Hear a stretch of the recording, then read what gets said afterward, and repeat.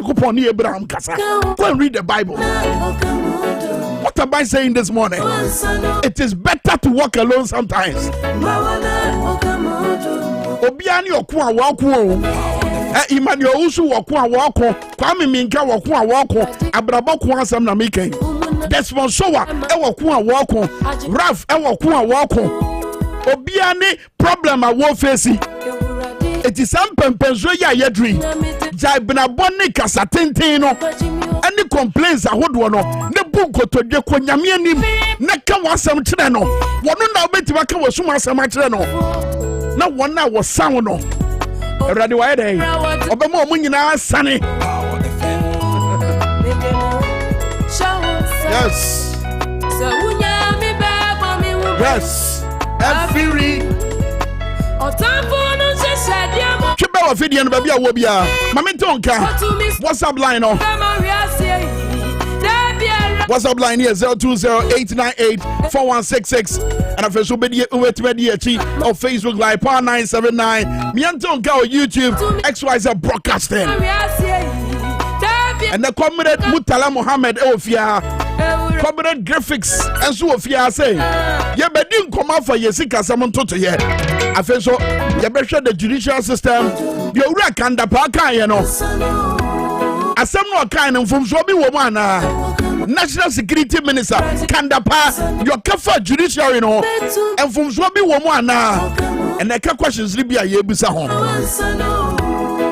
Pasabre ya kase Ghana fonsuo ya tutum Ghana fododo na ankania ya fechire no so kin kan Greek for statement na miamia hodo a yese kania dundum no ebeka homo no ya boatre wurawura miamia ya mbo mu din wo krata anim Kumasi forge omo de Sunyan forge omo de efimfim mantem potem bi eje omo de Ghana for busase sadia na ekoso no Owura Matthew Poku Prempe Dr. Matthew Poku Prempe sadia na ekoso ne yemfra ne sai wonye dum so na ede ye dum kane ne yesa so a ede yin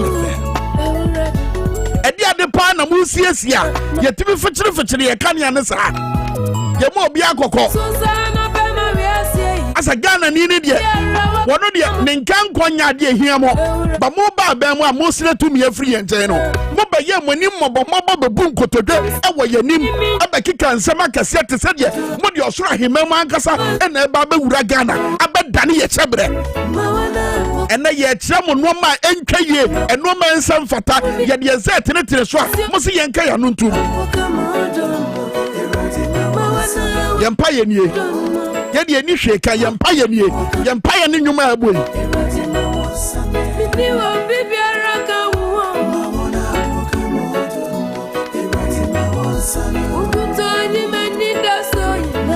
ye ba betias in komokese nim kai se nche bia ye de agudie mu nsam obramo agudie nsam free wa pa na fe yatiasim ye beso ye tonton sansan mu so abrum na nsam ahodo ankomu nyankomu de be hintam no ye be bia so de atem Dwabo Ase dwumade yi so for Power 97.9 and a TV XYZ Power 979 Facebook Live XYZ Broadcasting YouTube. But that's an yebeko komokese mama nka say Little George Health Shop woman go an ton kowa mixture dro tatashe e boa ma hoden ba ti so ye cheche ni kwiani we ye drobani che so we ye dwumaden go ade a ahoden na wo hia na hoden edro no eye kowa mixture eduhwam edro dedede etotachirama no so a na wura widie ni ma eboa siesie wodie no titiri wo nompe no e mane gina so kama da ewura widie nim so anante ewura moja nim siesie moja no e ma moja ni tibi die furusa ni ye ma adwene ni mu da ho e kowa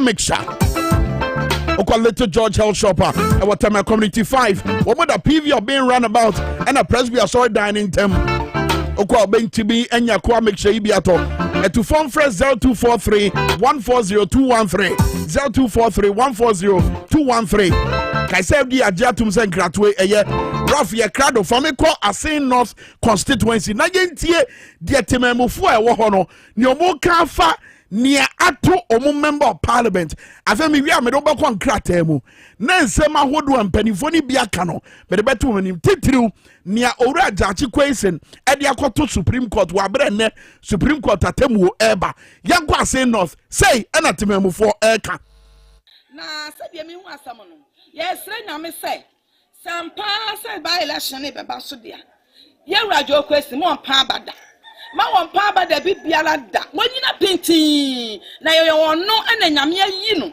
se wo mebo asen man asen no afoman eti kwan bia so no obesa aba eti se wo ho kwan se wo san aba dia ye gina ho ye atwe no se wo mmra emebe gina enti san so a wo bibiara ndisifo be yi no se wo megina ma MP no wo megina MP ema asen no to hade me say so what ya ba fan yo sabi ya wanimo so what is say yo and this chila no kwa da no so ne de wo wini biem double ni say be ya double kwa chen jo question dia no na so wono aso say gina e ho do obe hu say yes double first the percentage na wonya ya no e be bu kafa so enipa de hisam e be twatro makasie ye chen so na nipa nyina hu say so what wana wo twa Jiajin papa, I'm obi, and a bit swab also. Bow papa, no one in a painting, they are channel. Ya channel, Yamina, you know, and to Yamia, you know, should be the old bronze. Okay, eti way a Kromani be Ase North constituency and Peswa so to member for Ghana for Nibia and we almost about to power 97.9 power Cassia and him. By Yankwa Humano so answer na ye bedu sam pempenswana na mame no warfare bufoswaka say a basse ye be by elections and baby omujina no mujina no answer ye bedu sam pempenswana na Supreme Court edi na temu aba na ensem ahodo na owura jachi question ede akoto Supreme Court anim echeche ensem no mo babi efri na dance dia wode abata nkrata hono ne ho nkro no ba bayenko ahoma no so na mra nimfo mu nim sede emra na manya ho nsem sitie no ye ne bi ndi nkomo owura twumbarima eye mra nimni wo oman Ghana ye ne entwetwe nkomo eja twumbarima ye mo ache mu akwaba eba eye Dwabo Ase dwumade so power 97.9 na TVXYZ. It has a password Japanese on here Bekasa. May share Krata be a damani affidavit in support of case of first defendant. Now we shall some who do a guguma, baby assembly every ne baby akodru. So bet body to amaya sa near ora jaji question the akoto Supreme Court anymore. Here be in here at the end of bet my year. And somebody no can but whatever mean the woman being kind to and come but just give me a summary of whatever he said. Okay, so wait a year affidavit me shakratana ya tifri seminar was affidavit in support of case of first defendant. Now and some mobile was say that the first defendant was subsequently sworn in as the member of parliament for the Ase North constituency on the 7th day of January 2021 and has since been faithfully and diligently representing the people of Ase North constituency in the 8th parliament. The Atoso Mienu was say that prior to the election, after the first defendant filed his nomination with the second defendant, a group self-described as concerned citizens of Ase North petitioned the second defendant challenging first defendant. 4-5 okay, Yanko 4-5 Mama share 4-5. Okay, what share 4-5? What's it? That prior to the election, after the first defendant filed his nomination with the second defendant, a group self-described as concerned citizen of Ase North petitioned the second defendant challenging the first defendant's qualification to be sworn in. Okay, it not. And normally be a no phone but unfortunately and normally be a no but and no at the end exactly how would it play out our assembly. Well, so in summary, what it means is that before you best in parliament, in Pakudi challenging they were basing the argument on the constitutional provision to be I think a dual nationality or nationality to a different country. Want to be a member of parliament. May my personal reservations when it comes to that kind of provision. But to say now, I mean the matter is in court, so I wouldn't go too much into the. No, me crowd your damn share crata ne and some no do now. And then someone I don't see I was sure our class as well. What the my court and actually in some court. And someone only find I work at the court and just our court and I mean the court in the water. It's part of the story. It's what and now or not the Okay. It's when it comes to immigration issues, with my practice and experience in immigration practice,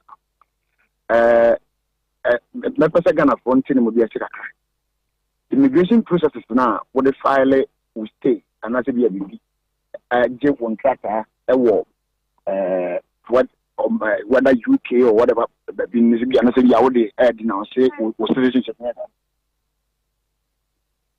A idea, so the tomorrow normally. It's a job of and find a home way abba. But I'm not going to yeah. My 6 months now with the tomorrow when your response. A third idea for 1 or 2 reasons, not a delay. To do a jingle 7 months, to do about 8 months. But to be very honest with you, during the COVID era, I mean, I'm sure. Applications to go on a year in COVID time and about 2020, so many applications delayed because of the COVID. I think the COVID number is super. Internet number was a challenge. And for me, it's all the applications I could draw. But people were not even going to work to even go and work on the application. People were asked to work from home. I do because the documents, the COVID, it's me attacking the document. And some people in buy it. So it delays so many immigration and not just immigration applications, so many processes or an amount for file here. In the courts and other places, I mean, other degree institutions. And indeed, I wouldn't be surprised after the time when Brana Junior Penny file an application. So then, certificate of pronunciation and Kasankasano, Maya. I wouldn't be surprised. But the honest truth is that Tanumpo Maya, who evidence of the DXS, what file for Sadia. But yeah, there will be an evidence, a documentary evidence, because once you find out who not file application via with the Home Office or any other place, the amount be a dear answer itself, application obedience, some year what that answer anymore. So all that you are waiting for is a decision from that institution but file for. But let me tell you honestly, 99.99% of the time, what file applications are all now so citizenship in country for you. You will hardly be refused. So, and the process you go through to get it is not easy at all. It's a very strong and huge or difficult challenge process to go through. But so we are not also paying you. I know there's all the man also very easy. They just taking it away from you is very easy. They do it in a very simple manner. But as American, unfortunately for him, his time of filing of minutes of filing is and I did a hand one, come on me. She got it and it was around. By the way, what about me? Hello, Yao. Hello, Chum. Yes, sir. Okay. Me and share the Becos war, a Supreme Court war. War and some way, watam edia common. And soon so in the benya because he himself atemu neighbor. Difference being a baby. The court is that our appeal, first of all, the TSA, because parliamentary election, Supreme Court, any rule we have play except where matters of constitution comes in. And the it's all that.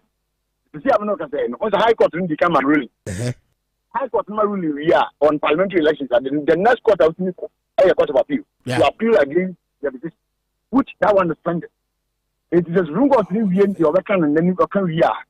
The main appeal, the court of appeal, will now take place, and then they will rule either for, I mean, they will make a pronouncement on the case, and after that, and we will know where the main matter is falling, whether or not his seat should be declared vacant, or whether or not his seat should not be declared vacant. Okay. I mean, that one will be heard. Okay, very well. You're bringing to your service, your lawyer, Chumberry, my meadow, say, and you bring with your mind and pay war. Dwabo Ase Jumedi or Power 97.9, and I feel so TV XYZ. And come on, you go so yedi. Your name running for the drone and the back, so Rabba Jamal, so yeah, Branimini, Samajan Fee, Air Communications Officer, Ma NDC, Amanu Kuno, or Janabia, was see was assem way home. Wabra Yekwa Yanimino, Yabeti, and Sana, Yako Supreme Court, Ebia also for that in a bell. Na ya hwe said ye ho no esitie nti na nkomo no dodo na abegina say North constituency ye nsantwefo nso a wa say North constituency no so ye ni bi beka sa no pay e wo Dwabo Ase Dwumadie so ni ya hwe said ye krom ho ana say empesua so no said ye ho esitie mo fidie ni na ya mefa nko ba bia basa bra so say ye di agodie mu nsem bebra mo. That's right. Benzema wasen gofo fufuo amanfo mu anesi jaso ni nyina hye no modwe senka yakọ extra time ne de anka bibi surunku bi basi Chelsea prewomo konye etwa mu Fred ne so na komko na to se entwa ho an na be koso agoprama no so hello kwaku Chelsea, hello Kwame Man United, hello Roger Vidia Ibayu. Hello, Kwame. Oh, yeah, fine. Yeah, fine. You so talk. Real Madrid. Hala Madrid. Hala. Me put the money I light off so. Oh, now so in that day na. Oh, go baby. Yes, member Chelsea Supporters Union or more Ghana. Mimbo Biabaso. And we fought gallantly. Yes, we fought gallantly. I mean, Usha, you fast so a quack. Say, no, you said, Kwame.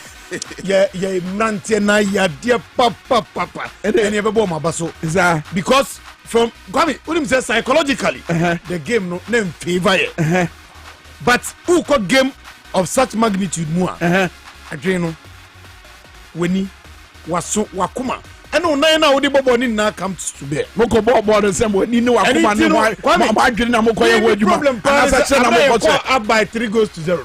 Then goes your managing game. And there was a name Nantina, 2 about. And then I make us say, and we told me social handles, we scored from the bench and we lost. But some Philip Benzema. Yes, I mean, he's one of the Chelsea for Madrid. Enanka enranko ye team bia nanka ni character no enisra nka o mafim. That's right. Because team wa utifie ni abehye o 3-0 dia. It took somebody ebia obeka say sa courage no be ye adwuma sa character no be ye adwuma enra Madrid is omo ye superior. Yeah. Because 3-0 na Madrid etimi benya a goal sanya another goal no. Yeah. Me fi say Madrid fire there. Menya ne say say when you see you know. Yeah. Edu baby no. Me hu say ni 30 Saudi right. I said I'm one. And nothing edu baby you say omo ye Galacticos, omo ye Madrid. That's right. Class no and omo man ye. But hello kwakuni Roger. Menya ne tie say opanyi bi a owo sika power Ghana. Was say afide want me. I want to be about Chelsea that want to me. Ghana was it 1 year seeing red in tea? And you want to be Ghana crown more. Music of more Ghana real touches. Chama would be my Tibia will be a Roger Bojani. Right, so another famous so say I could have said Bob on 7 Yano, Yadi Air Banda, Unim Senra, you for Champions League, quarter final say, the Mianwako Gu, and Yami Aduma, Yadi Mianus, Abakako Gunti, Niawon Wani say, Bayaminik, Omufimu, na Chelsea. And so every month, some Yano, Yadi Air Banafi, New Saudi Fiamano, Yano, Yabon Yano, Bana, Europa Games out of Bacoso, and I said, some ever Banafi, down in Chiramusu, a few some more, and some of the draws here, Unim said, Yami Aduma, MTF Cup Games, no, Dodona, so ever Bassaron, some airpa, and I feel Bagramu, Ada Nisa, Ninas, a feast and some Yano, Yabon Yano, Nanope, Yadi Emma, Power 97, Panana from Sashano, so. Said an appropriate British man of a boat tailor, one of my producers, one more 8 I did some of the Banabiding, Eddie Road Taimano, from the sports monarch. Hello, Gwekwana Pay, Romani and Chassi name Roman Tamdia, Yashasi for the Ghana Football Association. One of Casama for Henry Asante Chum, Mr. Hart, ɛna edi sanko bɛka a ɛbra Ghana qualify area ni chemu World Cup Qatar 2022 yi yɛn coaches a wɔbɛtumi bɛboa yɛn ma ɛnɛ yi sɛ gyina bia yɛnya yɛ no sabre tintanton wɔn contract naba na wieyɛ Otto Addo afe George Boateng ɛna afe Sir Masudi Dramani wɔn advisor papa friend Chris Hilton nano ɛna Henry Asante tumdi tu jatre sɛ ɛbra yi mu ɛwɔ Ghana Football Association ɛwɔ wɔn adwen sɛ wɔn ne mpanyinfoɔ bi no mu asɛbio wɔn ɛmata wɔn anim agonum ɛbɛdi nkɔmɔ na afe sɛ ayɛ bɛtumi anya atrenefoɔ a wɔn bɛtumi abɛsɔ Black Stars no afe World Cup no wɔn bɛtumi edi akɔ afe so no substantive coaches a wɔn bɛtumi akura Black Stars no na afe edwumadi yɛpɛsi edi as a national team no ɛnso etumi akɔntu so the Ghana Football Association egusi di san nkɔmɔ no brepɛm bibi ewie pɛpɛ wi a wɔde san nkɔmɔ no bɛbrɛ yɛn. Yenko Grolos Accra Hasofo kono makache unum se tano kwesiara na ebetu jase big game eko so Kumase mra Accra Hasofo etu Kumase Asante ko ne omo ade pem so match day 24 anu ana game no eba na wie no na te se ade Hasofo edi ncho kabako a omantimi ate na ne nyinam no senkuku eba no na enam referee Kenneth Party penalty bia okoji ana dodo na fi se dubious penalty a woji edit has for na nra na officially nyakopo yadum ema Hasofo komunkrata omachro edi ama Ghana Football Association penefo no penefo ensaka sakrata ne nyina ne se Hasofo kirem se omude omugiri se sambo achikese e course no omude omu ne se penalty referee ne gia wodi eti Hasofo no na tsenya dia esena fe fata enti be ya Ghana Football Association match review panel penefo entra se din no mo enhwe video no penalty no omu sans enhwe biom na mom se omu hwe na referee no kwan ofa so a wogi se penalty ne se mfa ne kwan mu dia ene asotwe bi ese fata bia no se fisro se fifomo referee ye momodin se ye betimi dia ma no nochi ena ha simple for dia to just say onu mu ka kire mu supporters ni nyina se nei omu de omu calm down omu de omu nyedin na omu ntam chuku na ne omu pedia no ha simple for se bebo modin se omu betimi aye na no etimi abo nei ye hwenim se Ghana Football Association on match review panel ebetena snafi referee Kenneth Party se pedefo betuna so se ye ntwena so no committee no ena ebekire ye go so gyina Ghana Football Association onim se MTN FA Cup matches beba so demo nei Ghana Football Association enhye MTN FA Cup no wɔn ka cho bibia sɛ grand finale final game no yɛbɛbɔ no Kumasi Babanyara Sports Stadium na wɔn kyerɛ enhye a wɔn ɛyi sɛ de bɛtumi abɔ na face agoro no enso etimi akwani mu no na wɔn ka che clubs na sɛ ebre wɔn yi 6,000 Ghana cedi ɛna sabre yi obi abenya na MTN worth of credit 8,000 Ghana so wɔn ɛde ɛma clubs no na face wɔn asom na edi abo wɔn hyɛ no so sɛ ɛnɛ na ɛda tena ɛna MTN FA Cup matches no ɛba so yento so MTN FA Cup match sa nyame ɛyaduma ɛnɛ na afɛ ɔkyena ne nyina ɛbɛtimi abasena na sei ɛna fixtures ne tene ovremu ɛwɔ nana agima bedu paka no ɛwɔ dɔma hɔ ɛna Aduana Stars so mo ɛtene fie na mo ne Kimfesa ɛde apem so sa match no referee Yaw Selom Bless ɛna penefo apa ne sɛ onyire mu na wonto ayere ma center referee sasena sister line 1 ɛyɛ Tijani Mohammed ɛna afɛ line 2 ɛyɛ Alex Kwam ɛna afɛ anase Alex Sam wɔno se ɛna bɛbɔ na line 2 na fourth referee ɛyɛ Gabriel Opokuahin match commissioner ɛyɛ Michael Ayen wɔn ɛne officials a wɔn ɛbɛtumi officiate wɔ saa game a ɛno sɛ bɛtumi aba sɛ wura mu ɛwɔ nana fosu gia ball park a ɛhɔ ɛna Bɛkyɛm United wɔn sɛ ɛtene fɛ ne Tamale City ɛnso ɛde atentam so a ɛno so no ɛnye asɛbikiti akora referee afa be adi ɛna pɛrɛfo apana wɔn sɛ ɛkɔyɛ center referee saa sɛ na sister line 1 ɛyɛ Paul Atimaka ɛna Richard Adi wɔn so ɛna ɛbɔ no match commissioner ɛsɛ yɛ pɛnɛfɛn Andres Derry ɛna afɛ fourth referee ɛyɛ Eric Sefa Entry wɔn so ɛna ɛbɛtumi aboa saa sɛ na owurɛ mu so a Dreams FC ɛbɛtene fie na afɛ wɔn ne Kotokroyas from Achimoda ɛsɛ their readers ɛwɔ Theatre of Dreams saa match no ɛna pɛrɛfo apa referee Julius Nunu sɛ wɔn ɛnyɛ center referee saa sɛ na owura yɛfɛ na Steven wɔn so ɛbɛyɛ line 1 na afɛ line 2 no ɛyɛ Seth Ableto wɔn so ɛbɛbɔ no as line 2 fourth referee ɛyɛ Masolo Wusu wɔn so ɛna bɔ no afɛ match commissioner ɛyɛ Christian Chacha wɔn so ɛna ɛbɔ no afɛ oda wɔn kyerɛ mu ayɛde Sky FC wɔn so ɛbɛtene fie na afɛ wɔn ne Accra Folk nso ɛde apem sa saa match no ɔkyena ɛna no sɛ ɛto dwa ɛwɔ Accra Sports Cinema na sɛ referee Charles Bulu ɛna apɛnefo apana sɛ center referee ɛna afɛ Kwesi Brobe line 1 line 2 2 ɛyɛ owura fana Freeman Olu ɛna afei fourth referee ɛyɛ Philip Ataforsin match commissioner ɛyɛ Andrews Tamakulu ɛnti wɛni officials a nyame yɛ adoma FA Cup ɛba sɛ ne ɛna afei ɔkyena no wɔn agyire mu na afei wɔn ato ayerem yɛgyina Ghana deɛ na Ghana ni aberanteɛ ayɛfɛ Abdul Fattah Ishaku wonim sɛ nkane na ɔhyia kan mastered fast Bobo Kono ɛwɔ Tamale bɛhyia kan ɛdema Dreams FC on loan ɛnɛ ɔhyia kan Sporting Lisbon ɛwɔ Portugal bɛn mu na wɔkɔɛ no nim sɛ na aberanteɛ no mfie du wɔtwe no ɔni ni papa ɛne nti wɔn de ne kɔ junior side hɔ afei ɛna wasan professional contract ɛde ma Sporting Lisbon na ɔtwe mu ɛna wɔne Sporting Lisbon first team na hyɛ ɛyɛ training na ɛne mpanyinfoɔ gyina sɛ aberanteɛ no ba ɔba no obetumi aboa na fɛsɛ nneɛma ɛnso tumi akɔ yie ɛde ma Sporting Lisbon ɔmo sɛ aberanteɛ no ɔwɔ ne paul no mu a wɔbɛba ka team no ɔbɛboa paa na fɛ Sporting Lisbon afi league na wɔn HSC no nneɛma nso etumi akɔ yie ɛnso ɛde no wɔn head coach abapa ɛfɛ no Ruben Amorim ɛna ɛde tu dɛtɛ sɛ aberanteɛ no ba ɔba no wɔhwɛ talented dua aberanteɛ no mu a ebetumi aboa Sporting Lisbon ama nneɛma etumi akɔ yie di amɔ paa na enche bi ebe kwa ni na hello go konum se nura Black Queens for Kobanyo Pakistan e wo Morocco na game no omo morning tem we say ye Champions League na the request no go so bonti na me monitor na ya bob 82nd minute na e good Black Queens mi enu a na Morocco fo na si omo start ma ball bonu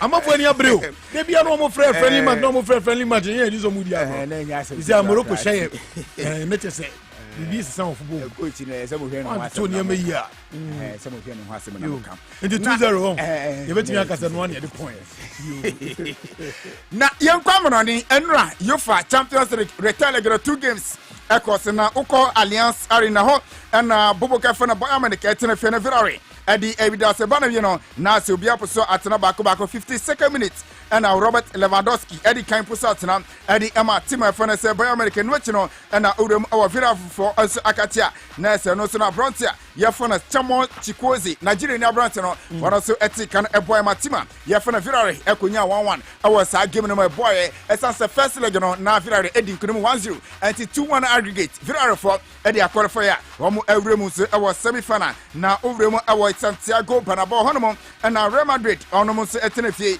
enso ani Chelsea edi pimuso sa match no na eye match na no hye papa na no odin na enye asem kitu akra na uhye akense course na se Real Madrid akense le ba na bi no omo se timi qualify na se 5-4 na omo dia qualify na akense ni course na no na Chelsea edi kan ekonya goal na ohwe Chelsea goal se timi epima na ti se Abrantia ye fene Massimant wano etimi enya go edima Chelsea eno ati na Abrantia fene Antonio Rudiger ono se enya go edima Chelsea 55 minutes na Timo Werner 75th minutes wano se enya third goal edi Emma Chelsea eno ati no oko Real Madrid for Akatia Abrantia fene Rodrigo wano ehye goal edima Real Madrid eno ati no na Abrantia fene Karim Mustafa Benzema wano se enya second goal edi Eboama Tima ye fene Real Madrid sisi ameno kase de wano mu qualify ya wano awrem awa semi final nyame ya duma and 2 games paso na uhe 2 games and paso na tia Atletico Madrid about 7 p.m. on Betrefi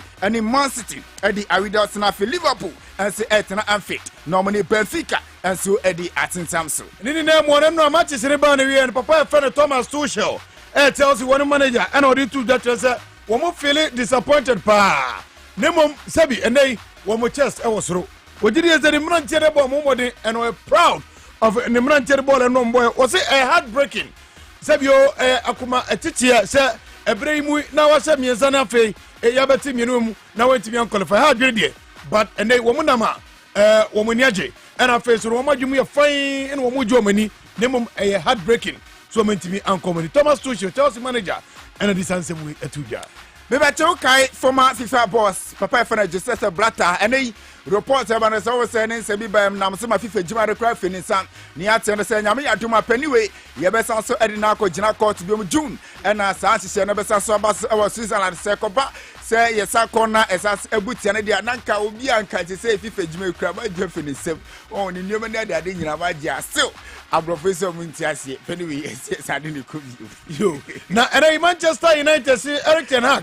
Anoni anodi omawie papa ne next season na ba be coach Manchester United ball boko na Abrantia fan Paul Labile Pogba esia kairi Manchester United na PSG contract no akode wi o Manchester United season akode wi atete so ni PSG didi nkomo wan hwe obekọ na face so wakọ kosia kan e de am yes aro kwa me se ono kra wonko wo mahwe Tottenham Hotspur se Christian Eriksen ene oba Brentford no ne mo mo so ani wo mo twere ba ebebo pa ma ne mo so timi akoye enso ede amana onim se edatena Thursday night football ede matches beba so Europa League na fixtures no say enetie enso awasa enhye mu bomu go fan PSV Eindhoven and Leicester City ede bebo na face Slavia Prague and final Rotterdam enso ede na face AS Roma and Bodo Glimt enso ede be na face FC Barcelona au Camp Nou no omuni entram fanfet enso ede bebo ni Yeri besi na ya sore so na Kwame Nkana abojafo atwa Dwabo Ase show so na no pay e de amamo awo TV so as na fe power 97.9 FM na mo se no so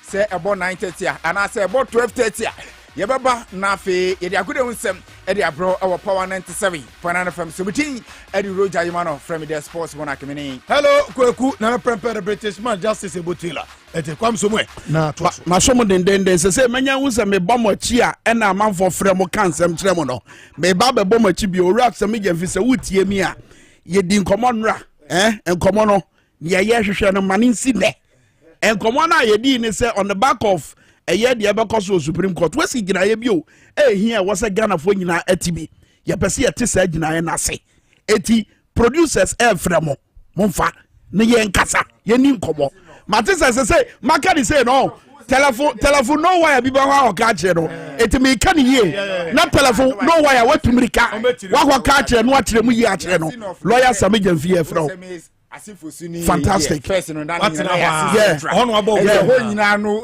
me constituency me mato aba wo hoda that's right enti no eba ne se ya mpuntu no ma it's a parliament 4 years 5 years nasira ni nsegu nechi meanwhile members na ye tuma o say ye demand be be free that's right enti sade na ye demand ye be de ne nsa kan abro ne nam court enti de hia ne mpuntu no akwa be fa say be nya mpuntu e hono na te memofo adwen wo yeah right na kwame players ye wo mo abrochire o mukta dual citizenship no sa argument we wo mutimi be sia kan mo man Ghana para mutimi nyina mu empre abato okroma ntia but akoye enhihye ne mra Seba eye members of parliament enhihye ne mra ani yensa no ye Kwame yensa no me be ni say mitimi ye UK ni be ya fa na say ba beto aba say nipa na o ban say o ye candidate so okay say ye wo procedure fa so say nipa no o qualify say you so stand and as nti ho no ye stop kra na metimi afem no makwa prayer na afem yo ba yi film okay emra no as a kobe bi mu common sense okay very well Sammy Matewa I be that say ade ye fast so e say dey say ya be kono ya da whoever Dwabo Ase di power 97.9 put the fast so ye never far from yeah ba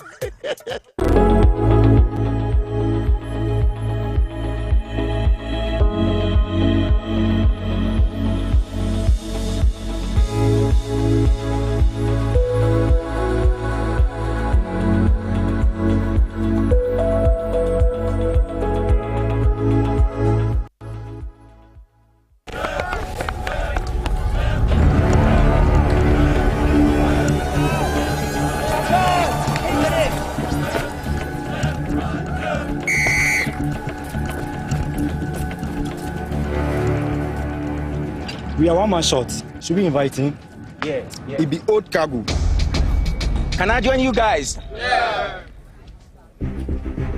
Always drink fresh, natural, X, mineral, water.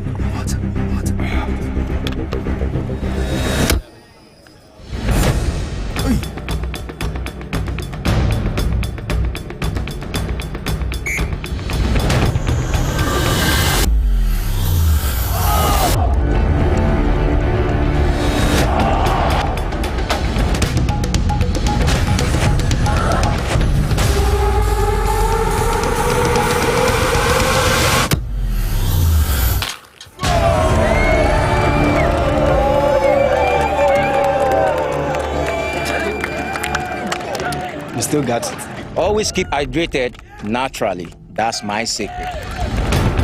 Manufactured with the primary aim of preserving nature's finest minerals necessary for a healthy mind and body. X Natural Mineral Water. Simply natural.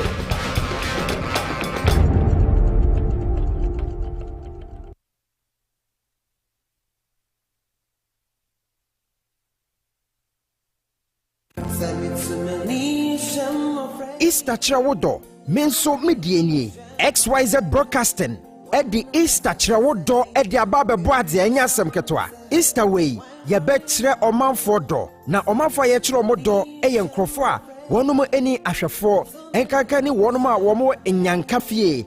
Yetra womodo ama nyankopo dono so asomoso enti brabeka XYZ Broadcasting Limited for ho na Easter Friday 15th April 2022 yanko nyankafie na yanko yadoye enti ye show bien cry say bibi bia wo bia say yesika eduane anonom de entoma entade samena empaboa yebegye no odoso kitwa bien sha enti efri ne yeko wobetumi de wachede aba edane duru a yede akwa akoche number na wobetumi de usika send so eye 0597 215419 0597 215419 na mebusem etre dunkron ni chichemu dunson ese ni wo hunu ohiani mobono woye ede manyankopon na nyankopon so ese tua sa nipa no eho ka Easter Trewodo menso medieni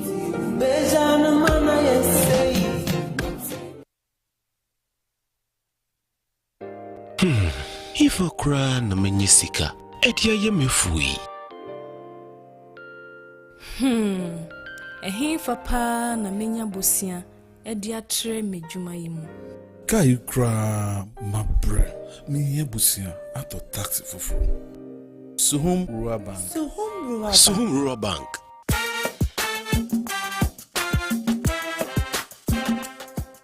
Yamamwa baba Suhum Rural Bank. Ya won hyehyɛ ahodo bi te sɛ dwadifo abosia, ekokro bosia, susu account. And it does all savings account. Me bada chain savings account. And the akeka ho. Suhum Rural Bank was 034229186. Na won so what to me aka say. Suhum Rural Bank. Ama ene mayeka una. Suhum Rural Bank. Enti me pa minie. Suhum Rural Bank. Growing our heritage.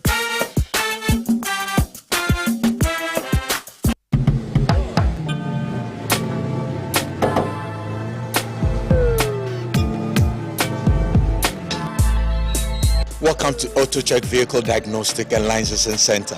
I hear my car can be checked here without going to so many hour crash. Sure.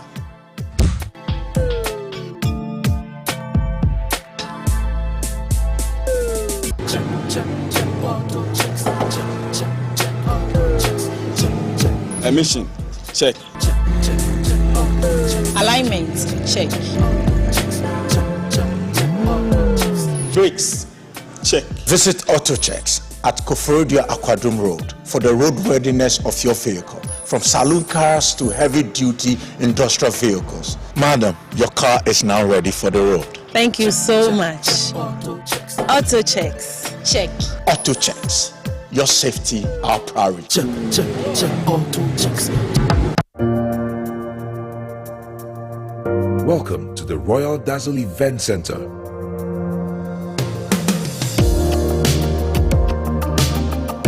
With a lush and well-maintained lawn and garden, you are assured of the best serene and comfortable atmosphere to organize all your family and social events. Live the royal moments here with friends and family. The hosting capacity of 600 to 800 people makes Royal Dazzle the most versatile of places to host weddings, parties, funerals, conferences, concerts, and many more. Create your memories with us. Call us for inquiries on 055-814-8585 or 024-620-2144 or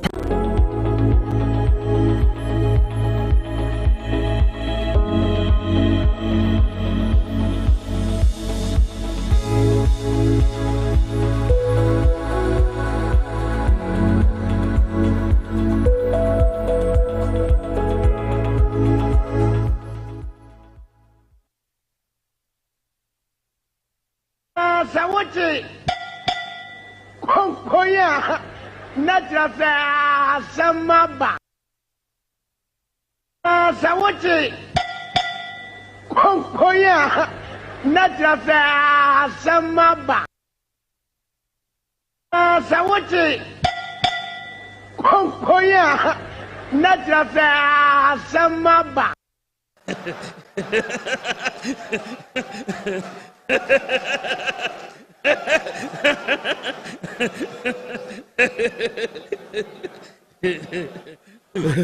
Okay, we're done. You're serious, kakray. Ghana way. Ebraso, ya so ye tonton sansan mu. Ye ba Bruma no pay. Ewo Dwabo Ase Power 97.9. Yen sha asem free Nkramonten so. Na eba ne sai ena se sei. Amanfrafo, omo ma besra ye ewo ye mamu. So mu working permit, so many working permit yenim. Eba ne sai na se sei de wo mutimi nya kokoduro. Etimi twese kan. Bejina mountain so.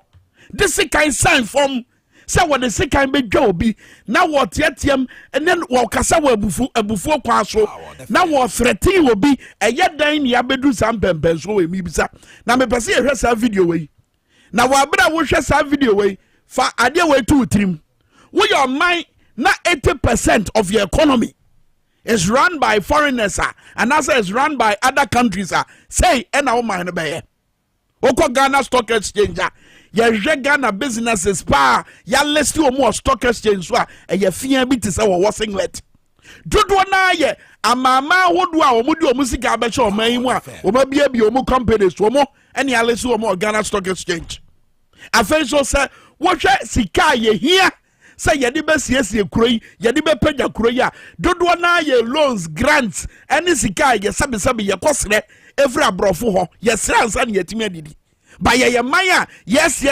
tisika so eso dane dan nyina se timabufo se komodi wo muni now Bragana ha na busa ho se Ghanaian businesses Ghanaian businesses eti badan na manfrani obi ofri ni ma ba bi so a wabasua wo so wono no wabie na adwuma mu e wa ha se no mutimi mo police escort yetimi said that be police escort ye treat e be with VIP treatment.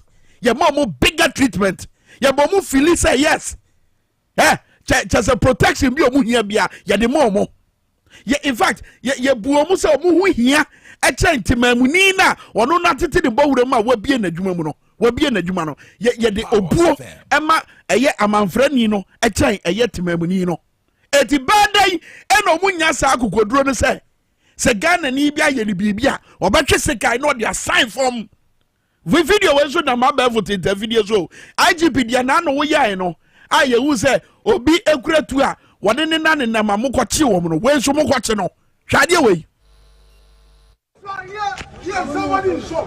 Why you take this thing down here? Take this. Come on. Allah will get you there. Come on. I beg. Come on. Fuck, come on. Yeah. Why you take video? Yes, somebody in shop. Why you take this thing down here? Take this. Come on. Allah will get you there. Come on. I beg. Come on. Fuck, come on. Yeah. Why you take video? No, my video ni naso my video ni naso eti wey abante sa free Lebanese ni o sadia yo ena okura sekan ena ode sekan no etwifam ena wo tiatem se oni akona woni no efe so no oni akona woni na eku ntokwa no wo piemra wo bema wo piemra eti se wo tie ne brofo ni nya Ghana de ni bi aka Ghana ni na eka se come out okoba come out. What do you say? I say come out. But what do you say? Come out. Not the second no. I be from Zrain. And before be Ghana for be a can who is here. And omo say come out. Dwabo Ase. Nyabotre. Asam ye between in Dwabo Ase. SCSA. And an ibu a food or the second and enam. Come out.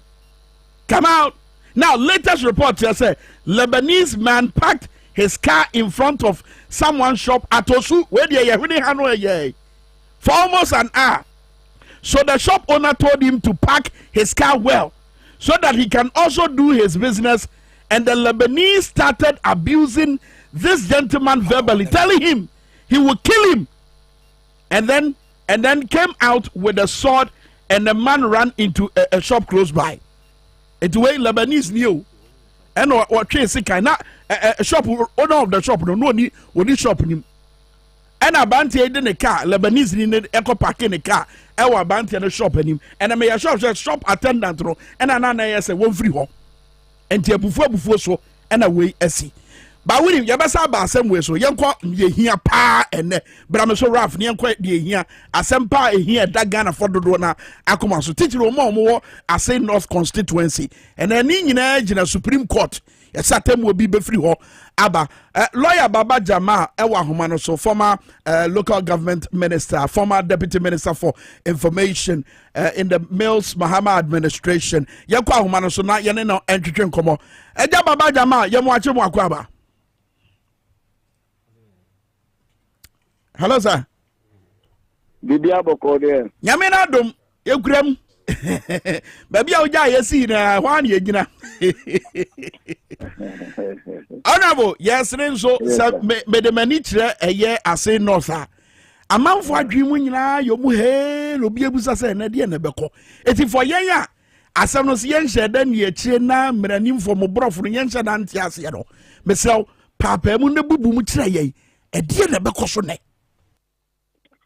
Ubenya mrea mamea nka mechechero mu afiase mum yebenya mrea ma pa amanfo atumi atiase ne ekoso okoto. That's right. Eno na be ma ma tiasemo a eye owura chachichi katakan no be ma ma tiase adenti na all cancer near Frank Davis MPP lawyers na omudine mu ma abrante na ode no court no they are doing what we call court shopping. Omo court we, no court we, omo court, omo pesa asem no come on by force. The question asem no can assemble mpa na yeka. Yeka ina say abrantie bi already the question na oye Ghana ni eye Canada ni ana yemfa so Canada na adishie so what ma say Ghana ni oye Canada ni so what ma say and no ye na dwin say meba abesom me mai the meba abesom me mai no na obi kan ye pa eni say afi ansa na oba ye beto aba no kra no tro krata koma Canada ban say Canada ban me no echo nkwanta ya eden ya pai enje me nye Canada ni bio na minu aseme tro let bro na se me pia bibie fi ho a time a wo de bama me muaye no me no control so ana dabi o because nyame na me control ora jeji question no control Canada ban ba ni obetima ye ne se wa kire se Canada ban me no we ni bibia yo biom ana o toilet ko ye no afi a eso ya ye kwa fill forms no at the time na ko fill form no na Canada form fa muaye mai temi yo mitie omo fa muaye na jechi question ono ko fill form no but ono de na wadi ka che Canada ban se menya Canada ni biom se mi Ghana ni ano fill form no 26 November temi yo 26 November na Canada binding the certificate brand say owura jechi ene ya atum se wunye Ghana ni bi wunye Canada ni bi ni enyanto aba ye to aba 7 December ene ekoto aba na ansan ye ekoto aba no ene nkwada bi ono mu asin no mu se asim development committee ana bibi ene mu bi edi ko report wo district office electoral commission office there owura question unqualified obey stand. That's right. It's an Canada ni. And this is say I think what the any Nigerian Franco region. The region for region says some way into Ghana I am Franco national. And the call national. And that Dr. Sebebu be nimno our national honor. Wo friend kodani na ni Dr. Ura Question ko so atmase papa and Ura Question ko yi ni certificate Canada for attraction there and ko that time when na me but me certificate on the abdominity they say me a full Ghana problem no and electoral commission ko stand ya ma ho kwai and electoral commission ka se ko stand electoral committee ka so costa ne na me adom costa ne ye no wini ye o wini ye no ana akoyi a friend ni fo se den o ode no court to say papa no still unqualified ewo Cape Coast High Court na Cape Coast High Court no eho ka say ye ba be ye osro in crown with some injunction bi one day motorcade the nim pre ye dey ba say ye ba be support no parliament on parliament and speaker clerk cry say omo onye and I am crofo say dey bi asem na o kan enye ne constitution na dia ye be jetum yetimi ama wa stop no. That's right. And they swear me in. Yes, swear me in no. And Cape Coast Court no starting so di asem no. Asem no odi no. Edu baby no na it has to do with Article 94 2A or so. Article 94. Article 94 no it talk about allegiance to the country. So that's right. And the young crop was said daddy. Sa Article 94 abemni di Article 94 no by Mrano. I also would call Supreme Court no more then. Almost church Article 94 na here. Who need to be so about church Article 94 na here? Cape Coast judge na and Tiasie. And also no by the decision in Ejenato and Ejenato case in India on Obetimi Akoso. And of course no declare seat in vacant. And to obu asem no na ye nkrofo eye appeal appeals court semiye to omo ye appeals court no eho and ye filing what we call additional grounds of appeal additional grounds of appeal ne ka say appeals court so by law no about constitutional interpretation I will say the Supreme Court appeals court no fa asem no dey Article 94 no en fan court Supreme Court na Supreme Court interpret your also appeal court so anya den antiatie eno omo antiatie omurulu tia no na ye file ade affair social right kemiyo nitie ba awo Supreme Court say ye dey cancel because social right no say court ya dey bi court ketwe bi ade bi na nya utimi ko Supreme Court no dey social right aba be buoku and ye yes happen say atama appeal court akano nso no ye di sosorara baba ye den ye di bebugu ye ko ye sosorara ko Supreme Court na Frank David eye akwa no lawyer no wa kwa ku issue rate temio yetie rate say ye can't high court no enfan Article 94 enko Supreme Court nko ye interpretation no opposition one church or your opposition. That's right. Your bas appeals court.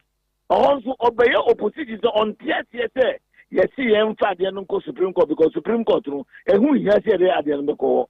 Se ti e ko do Supreme Court na onwa akwako issue rate say Supreme Court foi mon church Article 94 no mon church mo man. But we are we e pass. High Court will say there be a here. So appeals court will say a here.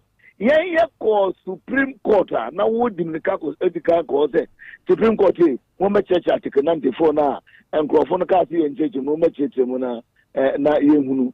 Oh yeah, and no one signed the injunction that say the question you stop from going to Parliament.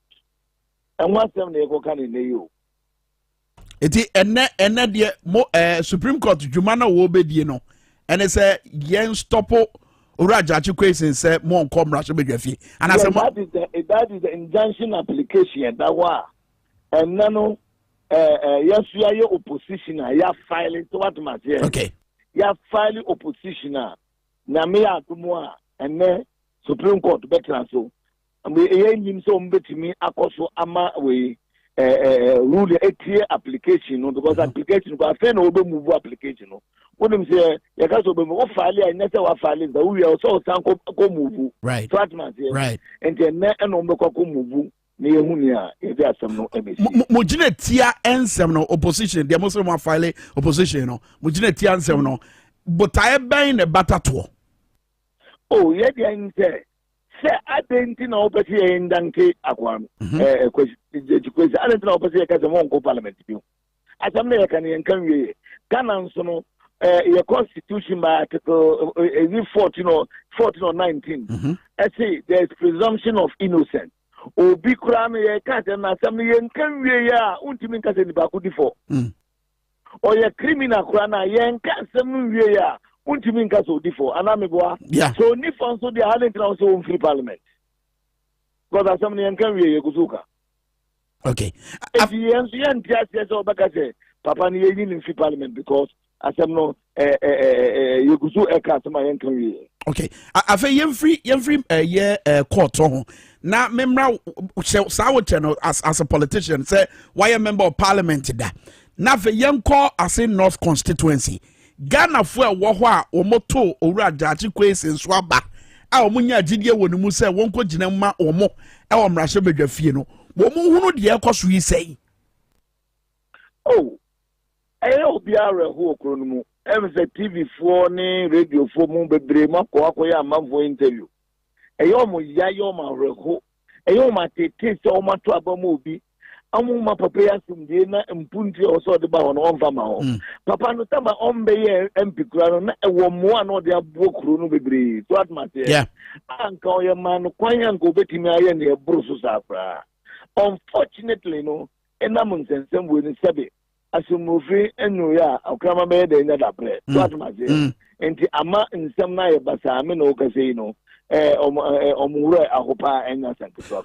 do you say to Omo Kase when your first time a BB say akoso e my Ghana mekai honorable secondary in high school kaka normal be say akoso Adamu secondary no yes Adamu secondary you completely different from this one the secondary the secondary case mo obo say one no kita about 3 passports or so, Burkina and British. So that's my yeah. Or no, it became evident there. On your renunciation, so that's my on concrete me in for Burkina and me in for Britain. So that's my But wait there, we are talking about evidential proof. Say one natural letter come Canada, Minyaka and Nibio. Canada phones to Atraba say Akwai Adia to Munya Canada in the Ampani at Chumansu. But what you say, the question I may pebbles answer, would you say a bread to say Sambran your best action view? Sans say no. Oh, Master, and to say no. My main job is very clear. Oko PNDC law 284. Yeah. And on a car, you back to all details. So what must PNDC law 284, section 20D, that's in 21D. Let's say, Obi election, I was said or you qualified at the time of the election. Okay. One can say at the time of nomination. But the key even statement now, Judge Leo Kekos using Asianatono. Okay, maybe easy disqualify political parties with you know. I'm going to call Supreme Court.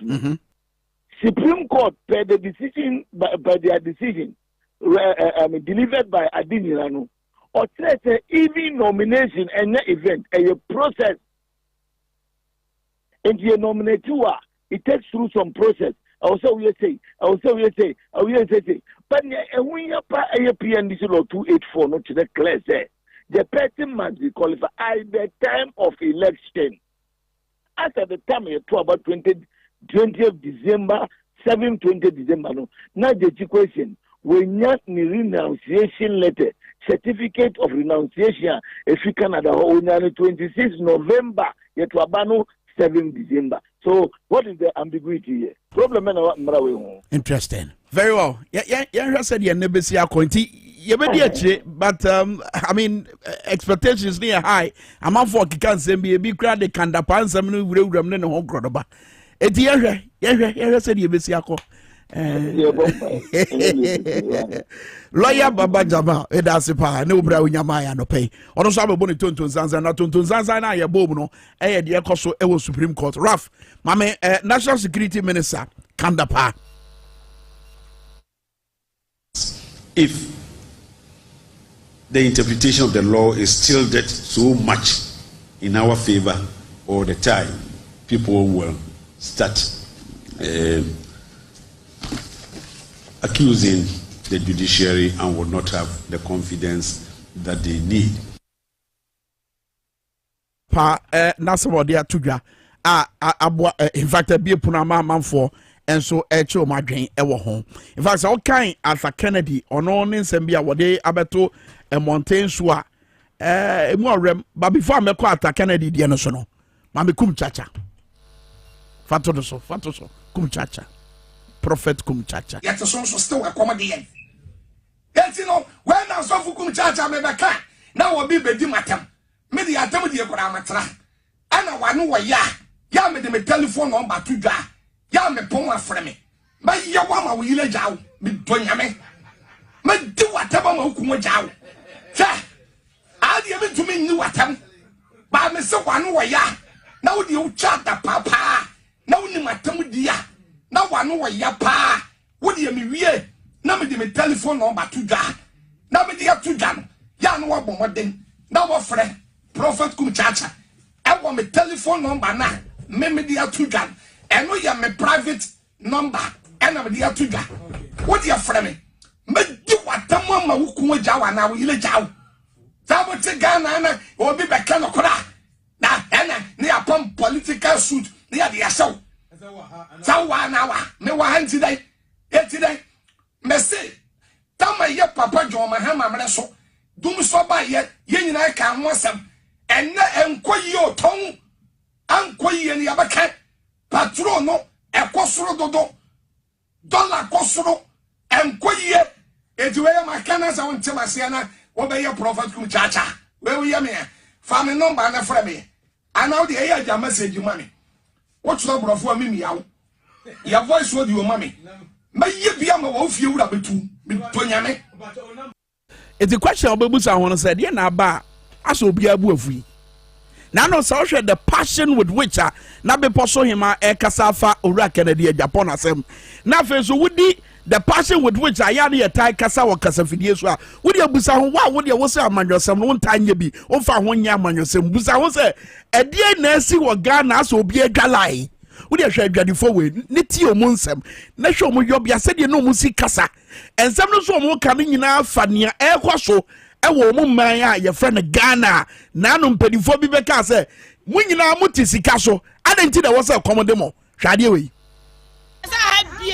eti ha obi ba se ha ye kura se ha so edi maka de ababara ali pa guagura no hu si oba ye nya ba bi nyina ball ye guguya ye so ana ye se ana mo ne ye ko abanjo light body bi ni o light enu ye gusum sa eni light wa ani ye gum ye toti ba ti si atotum isi bibia ya totum ha se ya totum bibia bo kwata de kura na usuo eti abanjo na ni mehwe ya kakra wa ni ya so e pesa ha bie nso ne ba ye bebi engine ade etu mi ka kwose ye je na efoni enten omo so ko omo ntimi nya de empa mo so timi se e ha na nso no so to no mo so ntimi nya de empa mo ana ha no so ayet no so tinye na ya ha no so de bi on ba je etu si omo ba kwa de to no so kwa nse danya de enye papa aba no wanye bi ama no so a e be kwa koye kasa kasa enti ena ba akon so ne se yesre esre MC no se onhu ye mobo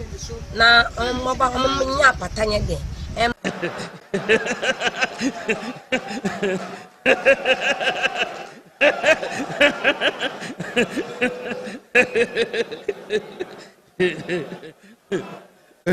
wede wa wie so wa wie eti wa bra wani abere na wo kasaro ne yete parliament ye yesi yete mraso bedwafie ne ye yesi wa bra wani abere wo kire se Ghana sikasem entwa ye to the sense obi ono no te free Nigeria o ye adwuma BBC wa kenkan krata nim no ma ekoso wo mamu ha wo de to mampanyin ni mo say nya ntisa adi nti da te bia ne tisa na na hima efonyi mienu o Ghana fo o madwalai ɛna mpanimfo a yɛde ɔman na hyɛ ɔmo nsɛm a wɔn no ɔmo hunu sɛ ɛdeɛ na mo keka yi ɔmo kasa nyinaa kyerɛ sɛ Ghana kɔ yie ɔmo kasa nyinaa kyerɛ sɛ yɛdeɛ sɛbe yɛahyɛ da akata yɛn ni yɛn mpɛ sɛ yɛbɛhunu so ɔte kurom nso wɔnim kurom aha ɛne sɛ wɔte ɔman mu nanso wɔnim ne ɛkɔ so ase wɔte Pluto hwadeɛ wei mui eti di opa akyere no wɔn sɛ debia ɔmo de Ghana ho fɛw debia ɔmo de ɛho fɛw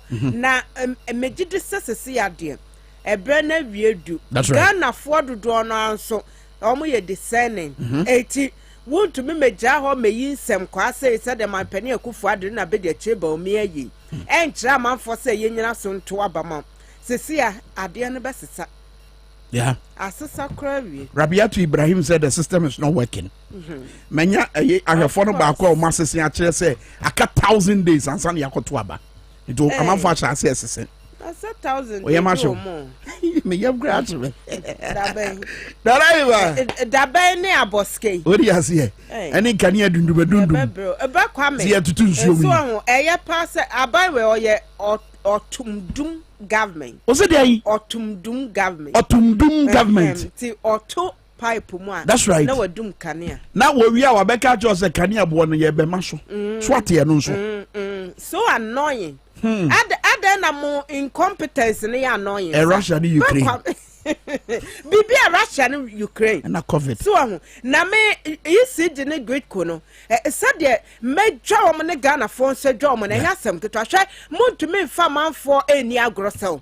Montumi fa ya adwene ni agro.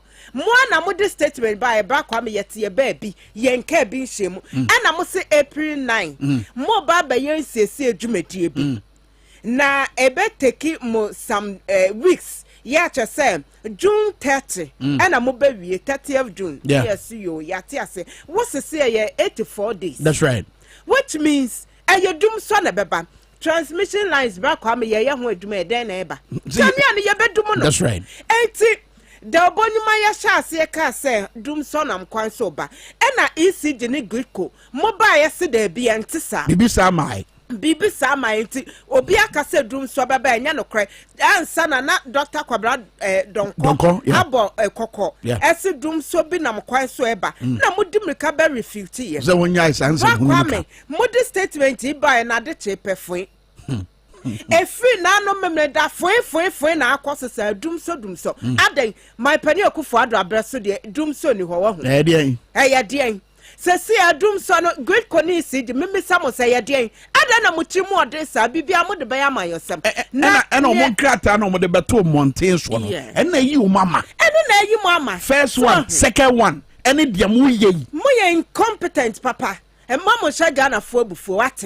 na ba kwa me ye pese ye che omo se sesi a sa statement na mo de ba mo se 30th June ana mo ba wie nsiesie no ye dum so na aba nti mo ma ye timetable na ye mpesa sabe nsem hu na wo wo ha obe na o ka ne adum na ya so ne ye dum no na ya so eno ye de ye ne sika beto generator na ye bre eti wo de ye koso e de no mbegina so de abeka kire ye se ye ba beto kanea ne nsuo bom again na mo wa mo de be kire e ba be gina so say ye ba be to kanea ni nsuo buo na me the Public Utility and Regulatory Commission wo hwe ye mra pon ne omadwuma no ne omobotae ne ne wo so mo ye ma yantemamufo na de tutu de esi ni ka o maka no atuma na busa say e ye dan na science institution e de nti na science institution wo Public Utility and Regulatory Commission anana ya jantoa chese jobo those days wonu wa ho no da bia no kasa de besi bia he de be ye bia ofre na obekasa ena PRC we wa mo wate ase they say awan na ye omo bia when na kasa ma Ghana ni no Ghana ni na ye di nsuo aba ne fie Ghana ni na wono no atere ama wanya nyinam kanea wose mo ma na service kanea ne nyase ye di cheri free o wo twia na ketwia kakra we no eno ana wo sa tibi e de atwia sa Ghana ni no wan na kasa ama no ya krota ni mu me de ba kwa me wie no mesreom ECG ye no samo ye incompetent pa na so we de yesremo mo fa timetable mra ye hu da Mubedum Kania ne Ebra Mobeso, Yentumi plan your lives. Why? Ye tete sa Jovulune, Malamone, sa Achimota, ye enclave Nimuno, ye na yentumi plan your lives. Yes, some incompetent ones. And one critical point, so share the list of Miami Hodo be affected now. Omo Kumasi so won count. There be Benra na dwomete se Kumasi for a complaint say omo kan ya ye fetire no. Hey. Yeah. Sir. Complaints ni be free bono e bae. So what is going on? Monka do kra nje. Eh dum so ne yadrum no. Dr. Kwabra Donko Jobo ate. Dr. Matthew Pogu Prempe be ka no kra ne kire ye. Na obi otu sen. Wobi otu se wo so won kohwe energy ministry so. Na na ho kra de. Okay, they said the civil servants want to be diabuano. Oh, Daily Graphic double cut on truth and accuracy every day. And then a bodinate for your chat, your money. Why not? Chromo and penny for the sadia, a binamo, one more ayo near mano. As a subject. I drain a top from so I can't take the Satet shoe. It is our grandma who I will back a Samo and Wapa. Ye, Nanaima. If when you catch any of the abano, and a dead TV no so. But Obia Kaya BBC Richard Posu, and a dead yes, and April say 13. What him say? Mampanyin Nanado Danko Kufuado ba a him for a free commander Cochiano, a year Jubilee House. Was your boss a probosumi yemuno, Commander Sugar Factory, better say, 80 Richard Posu, I say good morning, Power FM. Please, I want to know if the Sugar Factory in Commander is working. We were told April production will take off. To Amaya Juma. Zenada. Yes, that progress are fabric. Sure. 80 once my penny Mahama can say Obama Hono Besheboa. Yeah. Yeah, Mumisa said that bang. Okay. And a besha said that Ben what kind or say April. One should beat. April and April was some in a shot here first and a yarn day. First and a yarn day. Sano Moka. It's a byway. Why am we proof? Oh, Samu. Oh, Daily Graphic double cut and more heavy quarter. Eh, now heavy what to a won't call parliament. Not a picture never. Why am Mao a crater anymore? Or dorsal? Yeah. Why am mad? Why a dom? Sad dom nani, you did about say, Galada Buddha anymore. Yeah. But over Nana dream cannon. That's right. No, this says yes, sir. Oh, two. Yeah. I'm finna more besides say, yeah, flowers. I was say, yeah, dom. Minimum Yama Pramad and I was just an answer. You got yeah. She's not too many way. A graphic in it so. We're not Daily Graphic. Kwame Asami body. Jesus. Can I move from you? Dumb. You're dumb. Well, have you rough? 3,500. Always say. Always say. I say 3,500 response team. To all dumb. Okay. 3,500. Eti honorable and court ya chawa no pe waka sa we too much. All said them fele wono. Wo constituency wo mo na wa kwan nti ye ho ye na eba ni sanitation wo kra wo na nyo. Why? Eti said ya kwam ya sarebo adu trend by o say. En come on. What the dumb baby day. And therefore, for factor, why? Said yes, no, you who was studio had in easy.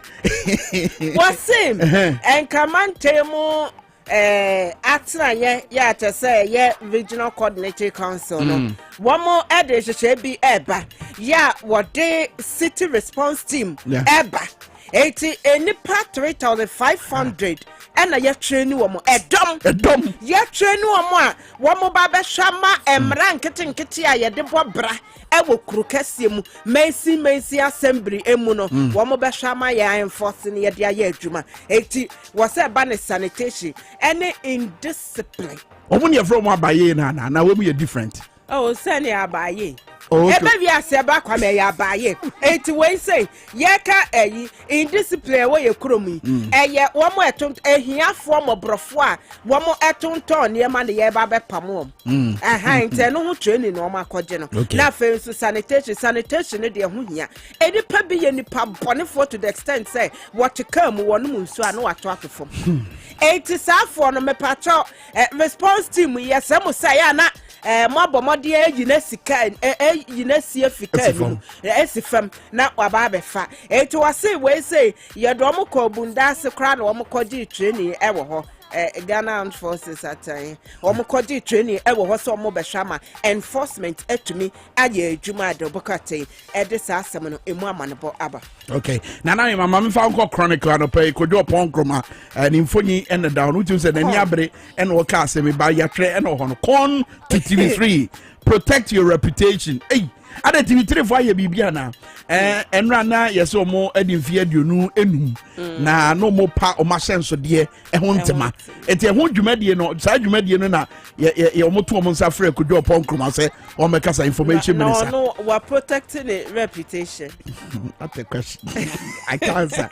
And kojo pon kroma A24 and what catch TV3 for say own reputation can you say omo enyo nyam omani mo nyam no omo mo ho ban and akojo pon kroma e dia tuya so na great minister wo paacho wo sere ADB say we dia mesere mo baade mo nso akuafo asere wan me pam cho ADB na ADB sikasam te sɛn awɔden ne te sɛn agric minister wo ka bia mo ana wa bra wo paacho say omo so Ghana akuafo asene no owura eye doctor Osu Afri Akoto ni mfonyi enso eda obetima kenkan ensemi today the Bokata Truth and Enlightenment and na bodini where there and today na man board ba nyina wo bisabisa nsam kwam obiama wo sere na wose anya bia GN Bank wo mo niema no why na yiyi e de free wose na wo mo yi a wo mo de kwan say wo mo branch locations ahodo no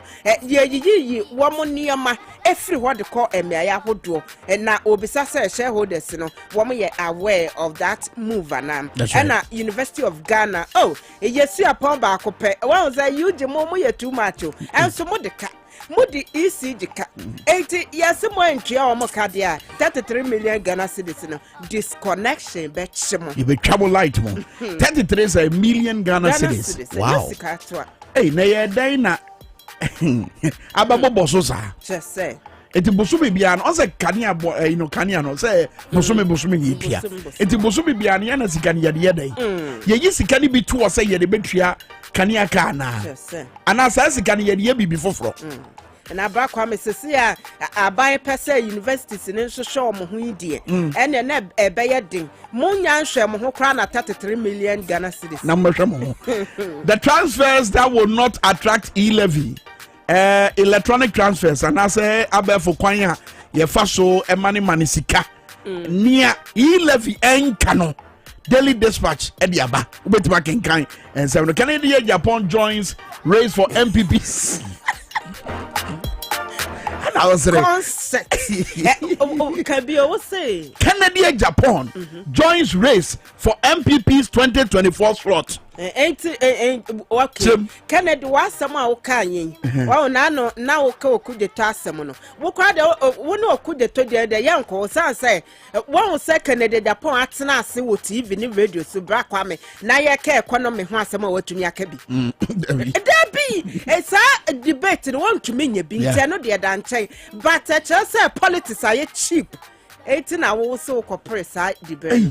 Oh, Bawodomo. No. Oh, fans. Oh, more than Oza. Oh.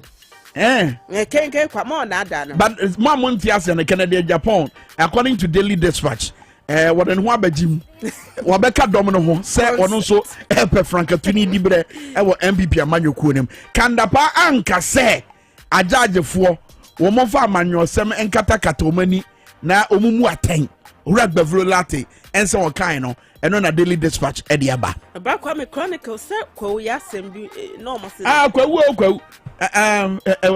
yes book bi kinkan when you say would you okay the Chronicle no report na ya semo was kwa man hene ye man hene ba ko peda sebre akua mo Japan ba kwa me ya branch ya ne hu nso gira na ho so pa less than 40 sure na wo you too much enti na means you from no na oye order ADB board so na I think so no kra na ye boche entuma ye fra na fepa entuma na so fepa na ontuma de fe ensuruma kase bi ne bom no ena we achichidi achi ana edin krasembo no ba go bi na ye nguru no mo se pani bi dia ba we no achichidi achi sa ananya no there be o ana achichidi achi say de hu sentuma bom na nso da ADB board so che wa hu enti na we too much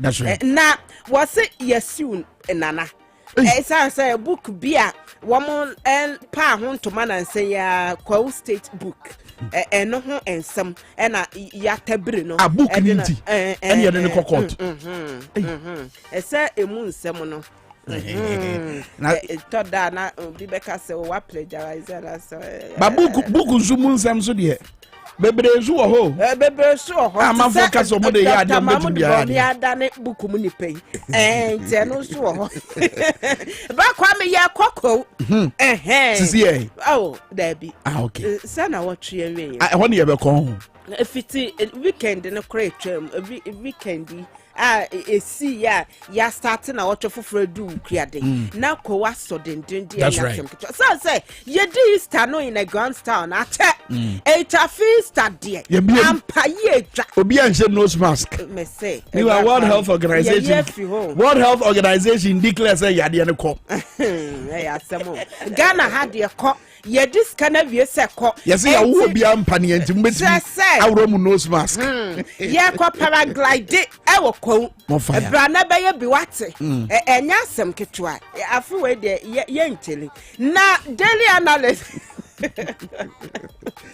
wa mo benya ahode akobi no mo nkoje mani ewo ye pamocho ba kwa me we de emre konso men kan so se ye kofuom ye very decent eti edru kwawu fashion ye Easter fashion so a won se kwawu ni bia ba bi owo echichi ne benche bi okofie awoho nso ba be fraye mu ye pamocha wo ba sa eso bu ne so yam papistic lelele ntade no mamo mfama ho sa ye nso so kra se de ye ni abre afiwe no mamo mese ya fashion mayen eti wo ba shatade papa oba dress se wo ba sima be ma sa otofista no munya ne hye na dress ye na sa enyamra nsem na ya na mo ye ne petem no munyai mama ye hunu bia tu we akwọ no na ye sa de munyai bra kwa me ye se ye de traffic management system bi ba Easter imu stickers ne ye ton 50 Ghana 100 Ghana eno de empenfo ye ne munya adwene sa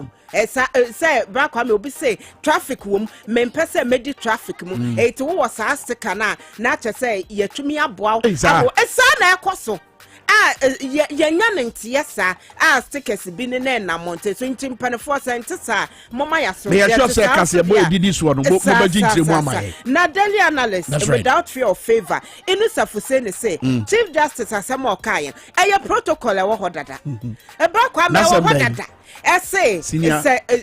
senior lawyer eba na junior ewo hwa yen attended to senior first no so back kwa me mranimu ni a afa na masua emra ebi amenya 5 years medru court them yewra chechu chekata senior lawyer like that astute lawyer like chechu waba na ye ma chechu ntinase ne yankama semansa na ya fe chechu ana dabi enti yewra inisafuse osenya de foforo esenya ya de wo hodada esa nti mama fo eti ade na CJ bo akiri Say na fe no waka aye official.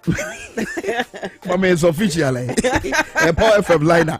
But Ghanaian Times anope was say Lori akwanhia yehunu ewo ye kwenti fi ya kwan akese ne nketo aso kwantempon so se said was say mu aye din pa wabra ye koye ni manase ye ben Easter fashion mo na Mr. Hassan Suleiman Tampuli deputy minister for transport na woni no kasa obedwa bim anase dwumadi bi ase wabra wapa national road safety dwumadi bi ehontema aye frɛ no stay alive campaign eti na o chese se de akwanhia no ano aye den yemfefa no man toto akwan mu sada be ya akwanhia hodo no yebetimi abrase wonya Ghanaian Times obetimi akenkan ehu sema no pe anaima time aso ayo yes law school ho SLC chop bi apie ho eti empenfo the future is bleak chese some titin sem bi say na me rap that leaders yeah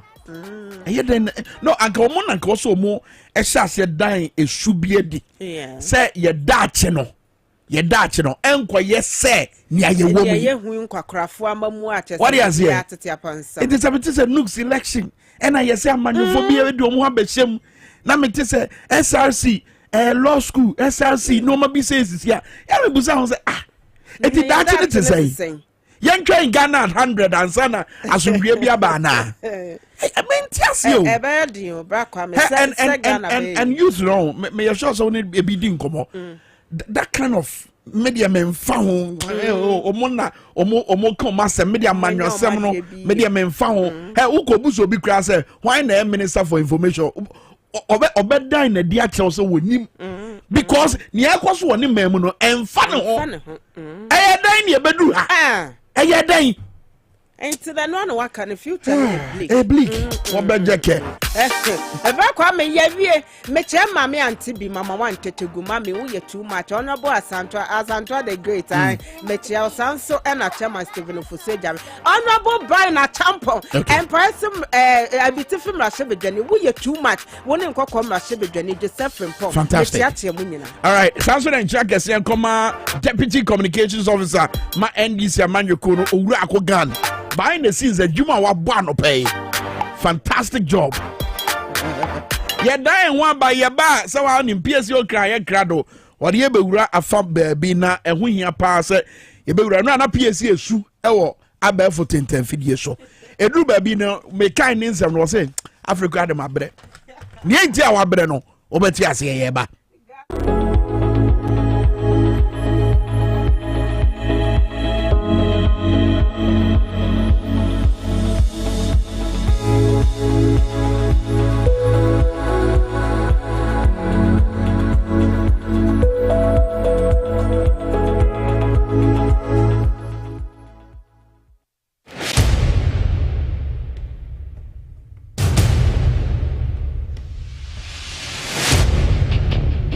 The average human body mass should have at least 60% water for optimal performance in any physical or mental exercise. We can help you maintain it naturally.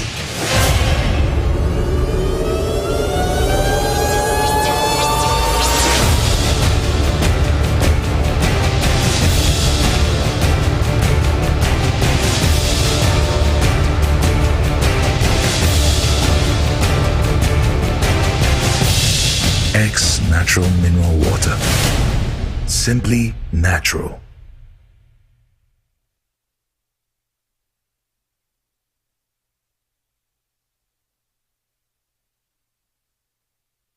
This advertisement has been vetted and approved by the FDA. Hey, good papa. Ganabam, if your your waist or your body you make basa. Thank you so much. Thank you. Me ba cho ma me Ganabam me. Kese ni ni no keto ana ni ensa. Se me wona manyina tutume me waist me chi me baby me ko so dwani na me yasa. I feel good. Wa osa. Abege. What are they? No me my hospital. Ganabam. To wait here from doctor no. Where are they? Nisatiabako. Ghana Bab, Yanto Ematuha, and Fesatiabako, and French 20 cities. Nemo, 70 Ghana come. Sound two, so also. If you make a Ghana,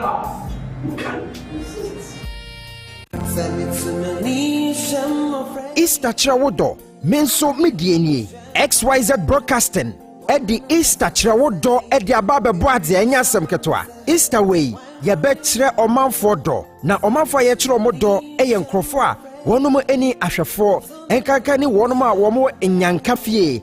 Yetra womodo ama Nyankopo donoso asomoso. Enti Brabeka XYZ Broadcasting Limited for ho. Na Easter Friday, 15th April 2022. Yanko Nyankafie na yanko yadoye. Enti ye show bien cry say bibi bia wo bia. Say Yesika, Ediane, anonom de entoma, entadie, samena, empabwa, yabejino odoso. Kitwa biensha enti efrinde yeko wobetumi de wachede aba edani dura ye de akwa akwache number na wobetumi de usika sende so 0597 215419 0597 215419 na mebusem etire dunkron ni chichemu dunson ese ni wo hunu ohiani mobono woye ede manyankopon na nyankopon so ese tua sa nipa no eho ka Easter Trawodo, Menso Midieni.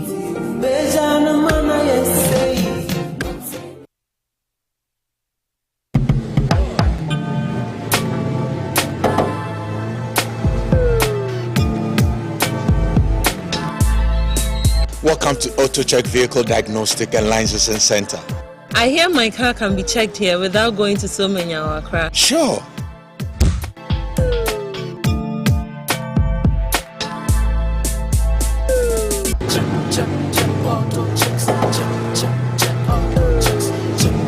Emission, check. Alignment, check. Brakes, check. Visit AutoChecks at Koforodia Aquadum Road for the roadworthiness of your vehicle, from saloon cars to heavy-duty industrial vehicles. Madam, your car is now ready for the road. Thank you so much. AutoChecks, check.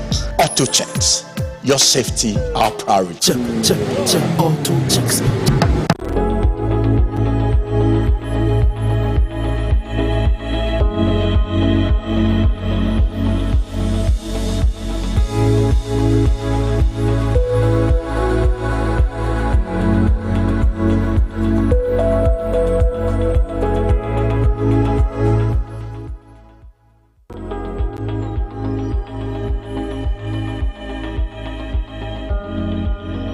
Baby amigren eye asase yantam a eda asori bi enchen asori a uhu ewo mechi hoi eye headquarters of Christ asori a nipa eba mu asori pa enya sam keto na senior ahasitie asase amigren sui enkane na eye nsuo anemu nsuo a etene efri sei na ebefa baby amigren na atwem akomanim eno na ye nsuo no na nemu but sesie se obepiem wo ha eyade sensuo yi obi asase we eye ne dia timamufo wo ha amayate asese mrahye bedwani a wogina mu omafo mo achemodan eye owura kwesi akwa eye na asase eti wonom de sobo obo ne se wono ena na asase obeto ye na sensuo namu asase timamufo wo ha ne na atena ha be se mfie nson mfie nwotwene a be ko mfie dunia wonya enye hwe wa asase no so afa opese obi bibi wo so no ena nsu ada ha tete nsuo to a etene free sei ebe fa baby amigine ekomanim no wa block sa nsuo no kwan no ama sesie baby a yetwa nsuo no ede afa no ade a eha asori e wa hai asori yenye no kwan na wa ha amanfo fie eso ewo baby amensa kire asori foforo nso esan e wo ho a eye asori no ye frɛ no Christian Integrity Family asori eno so e wa ha sei it is nsuo no to na say the speed e ba ebe hit ano ha sei na piako eti piako sa na asori no a ewo ha sei headquarters of Christ wo mo wall a wo mo de age o masase ho wo mo de sika akom no se na musi hui wall no ebu forma no eti se wall ye bu bo forma na e kire nyina ne se nsuo no to a nsuo e da ha fit ti a wontu menya ho hwe no ebetwa fa asori no so ebewura asori dem ho wall nsuo ho nsensem ene amena ya yetwade ato he eya ade asa akwala bi kura nam hase ya obetuma to ma panyi kura to na nsuo ma eya ade a problem ebetuma aba eti timamofo a wa ha kire mo se woni mra yense mra obeto asase na nsuo da so a kwan a yese ofa so no enu wo kwase sa wo block na wo ma ne kwa ha obi asori di sika pempempem na si wall concrete wall iron rose bibiri cement bibiri akomo ene wo ni ebu a nsuo to a ebekwa asori ho kwan na beka asori fo asama mom timamufo a wono mo ha enso e wa akosama wono mo ede etu edwa na asori na asori panyi asori ye headquarters of Christ papa ogina mensa benkum so e ya asori panyi a wono wo ho a ye ni di nkomode afa ho opanyi TVXYZ power 97.9 FM so ni akwaba ya eja mpacho ubebo din dia kira ahwehwefo ni etiefo ye frame Bernard Odro Jamena me kwa asori wo headquarters of Christ me pani ewo okay eti be se mfie se ni asori we awo ha sei you have be close to be 9 years ni mo beti asori we anti bebia na menu gina ha na nsuo ne tenefa ha na nsuo ne tenefa wa hwa obi mpo enkyerɛ se ha na nsuo ne na behu nsuo na na mo se aha ne da ana opani bi efre no kwesi akwa MP for oda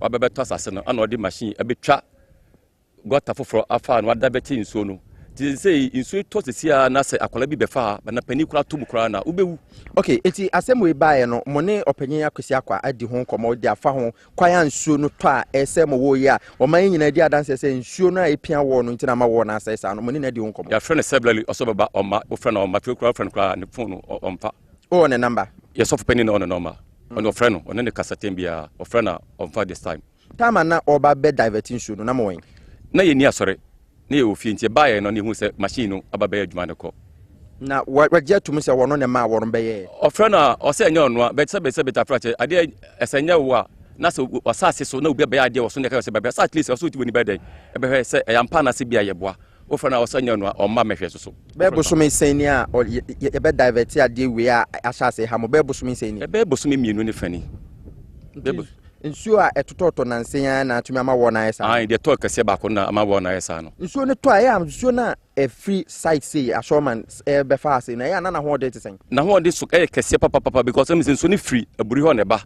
enti the rate a nsuo ne to a eyiri fa ha no enya asanketua enti naturally no so am fa the natural way na say oye diversion be mu a devastation be ba nyankopom mpanimfo anhwe ho antu anamon ama na mfa ne kwan anto bi e wo ansi gota na ada se be senkofo japade na se da chinkofo be beto mu krawu nti se ayi apart from say mama central for ye ba be hu ni ade e de anamo na matu e bi a district assembly say amanfo mra mehwe EPA for mo ni ebi mu akasa na eni EPA for ni bi adi mpanimfo ni bi akasa o hu se sebe ta frache ade we wo hodo da no onye ho adwum o divert ne ye betensa so akonya power ahye ne hu nti no for say power no betimi abwana ma odisa isa dwumadi obabedi enti obabedi sa de we nti free say wo sha ban echi yes nti ukwa assembly okra na anya dia wasem ombeka bia ma because of MP na so mo the same party a wa hwa de be ne besi omumu awo eti ye ne omo a wonom wo ha ne bi nso ye be kasa na ahwese ne eye nsuo esi ha wonom na mene eye sofo ba ko so twetwe enkom mene osofo a woda Christian Integrity Family eno so ya sore ye wo ha se a saa de we a ekoso no nsuo no se wo mantumi ampe anopomasi bra ebe didi mu a ba bebia ye ginan na akona sore a ewo manim sei no eti mene apostle Efrabi BM Gibson Apostle Gibson meneno etwetwe nkomo opanyi be se mfie seni a saa de we ehase be kwan be so emsa yatena asase so be ye kobe mfie dunie na yatena hanom na emsa asase ya damechi ya mohu asase a yewura akwasiakwa eno beto no after some time no beto ye no honestly na so no ye water lord kakra in insurance war ni tibire baby enam but at some point in time you know obi ato asase wo man mu a say ye water lord obepese obefele enti ye fele insurance na ye yi gata na da no ho a edito no ho na em say be ye bosome be mienu ni same rain fi bebre a ye wa ha na ehun say a machine ebesia a2 gata redirect the part of the gata ababeto hanom and me ko honum ko bisae say ade no modi gata na ebeto mo say nimpa o hwe so no ye frɛ no alaji bi ote hanom o say akwasi akwa na ma no ho kwan say on redirect gata no fa akwasi akwanso se bi otafrache oye madamfo enti me friend no ebisa say honorable una wa masa kwan say yen directing show no femfa na emsa na asmo ka chem say ono oma obi akwan enti mimi yi na sutre say enye wasase no so no say na so na it will pose a lot of risk to property ebe hanom no honorable I don't think say obe pesa bibisa ebe koso enti wa friend be mredodo saying me no akasa be 2 times oyobia ofrena difficult so benya no I understand maybe because of the parliamentary work no but even within that in Krabe 2 times now my friend one Sunday be 3 weeks near if I'm not mistaken and on the very day na no moye me try na me no but later on and on no frame na me explain bibia e de kire no na efi ho no o ma ha biom or say me say obeba ha esan say ne anamontu e very tight kakra into benyamre no dia ba but 50 samre no onya sa emre ne femma ha and yanso aye wa ha no mi say ye kan ye ho na yanso ye kofa machine e be block gutter pe you know what it will happen in the society it will create some kind of misunderstanding between the property owners na wa ha no any nimpobaye adwuma wa ha no we just want the government or whoever is in charge of sewage and drainage system they should get to know this Mako municipal office Gan East municipal office Abokobi and me raise concern I'm on my mature letter me raise concern but saying that's about 3 weeks in here. Okay. Until Bianca. There be Bianca. You understand some of these system in Ghana. Say a Baimunimpa and or Teha and a Baimunimpa not why affected and as or involved in an issue. You would actually know what will happen before us Ubenya, you know. It's Mushu say I'm Munya justice. That is what I believe. Maybe a neighboring, you know, property owner, nanipa or your first affected, you know, say yentimi answering engineer, a can I back yena. Because they say so a high briguma. Yes, exactly. As a woman, yes. In short, just I'm just 2 weeks or some few weeks ago, you knew what me na flood here. You knew what me flood here because of Katano. Because of the diversion in Siono if he hanum any hanum no ehetia intiminko also when water from 2 directions ehetia that place creates some kind of wave and wave no be take it time kakra answer to me it me settle akọ and the wave no before be take it time na my hon nya flood here for Apostle Gibson and watching na asemu say eti ye ne empanyifo ba twetwe nkomo na afi asem no se na esite no ya pe anopo masibre enso de amama free say obi aboka si dan say de bibi say ya de a ha adwen nipa so around akwala betuma ba beto adi mo aban empanyifo den na mo waka e de fa ho piesie okra amane bonie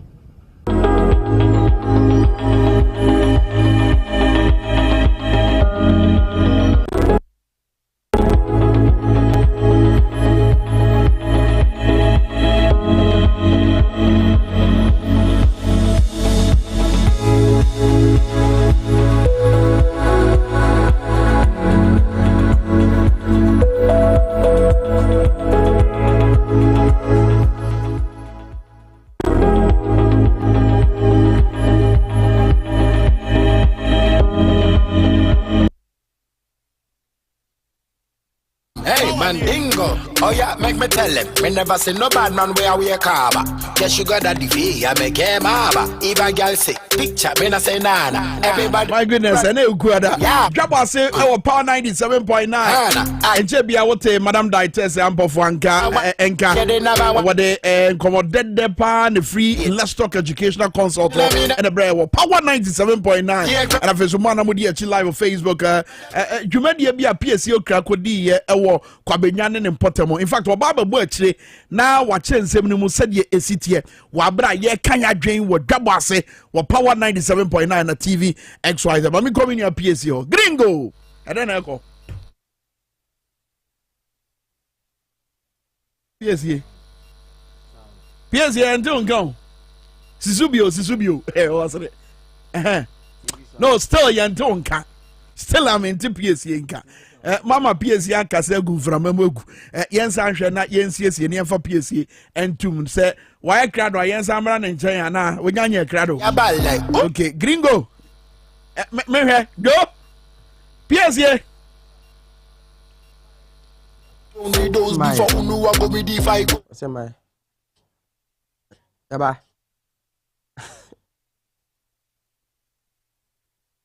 Okay, Kwame, me sure say sabre de any dem dem boko. Ana Kwame nem de bana. Kwame temenka. Oh, Kwame temenka. But dem ebusuafo se ne na esitie no, mo ana mo hwe TV no. Mo hu se me kwabenya na Ghana ha se na nyankopɔ domankoma no ebo na saase no.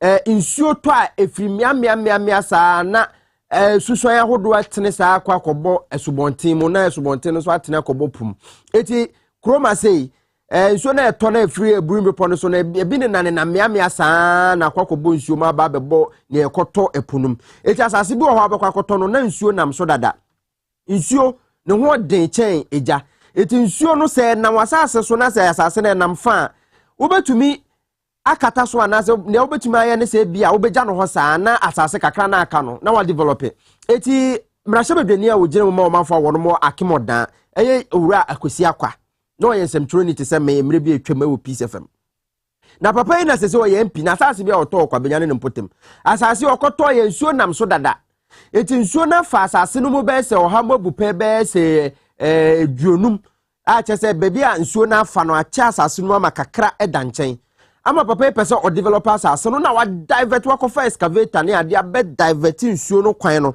e de free bebi a nyankopon ebo nsuo na enam dadada no de akwakoto na sase no ene asori bi ntem ama wall ai wa asori ho ne timamufo ete wono wall ne ibu nkola nso ba asori ho a chese amra no se ne emusi do no se nsuo to na akola bi ko gina ho a obekwa kotominti yeyi e de acha mo amhwe TV no anasa mo amhwe e wo Facebook no Mubehu se yedi mfonyini no to so sesie na mo ahwese ne bonka no museso na nsuo no enam ho ade bia nsuo to a ebu asorefo no wo ne nya bu se krim nsuo no to a na eyi a ebekọ asore ho ebetuma bubu asore dan kwa because nsuo na no odem pa na timamufo no ne mrahye bedwani akemodan MP aka ho asema wontie akwa ete se ye ba o man yi mo na se bia o party wo power dia na se dia o pe bia utumi ye se sa na akwa because wo munya kamafo bia enti me de se simple de kodwo na kana so ma sa akwa dan the people's lawyer enti me ana me ba beka bia mamo owura akwasi akwa wo ye nsemtro ne ankane na wo kasa etia injustice wo nsemtro duma mu munyina se bibi koso na enya na munyina mo kasa tia e ba ne se ne ne okwa dibre e wa ban mu na se yemra hye bedwani na wa ban na wo power nti na omanfo a wono masase wa divert nsuo a eye natural chese eda ho tetetetete na wa divert dia be fa wasase ne amanfo asase ntem na ebu omo na watwi weni because oje asase ne nye ne omonso je omo de enye ne omo si aso dan amanfo fie wo ho ene ade te se ne na me ye yi kire mo we TV so nti ye be yi kakra be de akire mo na fe power etie for no so matumi ahu asom ne se na esitie ye call ho no sei ena na esitie a wono wo ho a ye ne di nkomode afa ho opanyi TVXYZ power 97.9 FM so ni akwaba ya eja mpacho ubebo din de akire ahwehwefo ne etie for ye frame me Bernard Odro Jamena me kwa sori wo headquarters of Christ me penny ewo. Okay eti be se mfie se ni asori we awo ha sei you have been close to be 9 years ni mo beti asori we anti bebia na menu gina ha na nsuo ne tenefa ha na nsuo ne tenefa wa hwa obi mpo enkyerɛ wo sɛ ha na nsuo ne na behu nsuo na na mo sɛ aha ne da ana opani bia friend kwasi akwa MP for odan wa bebeto asase no ana odi machine ebetwa gota foforo afa na wada beti nsuo no ti say nsuo to sesia na sɛ akola bi befa na pani kura to mukura na ubewu.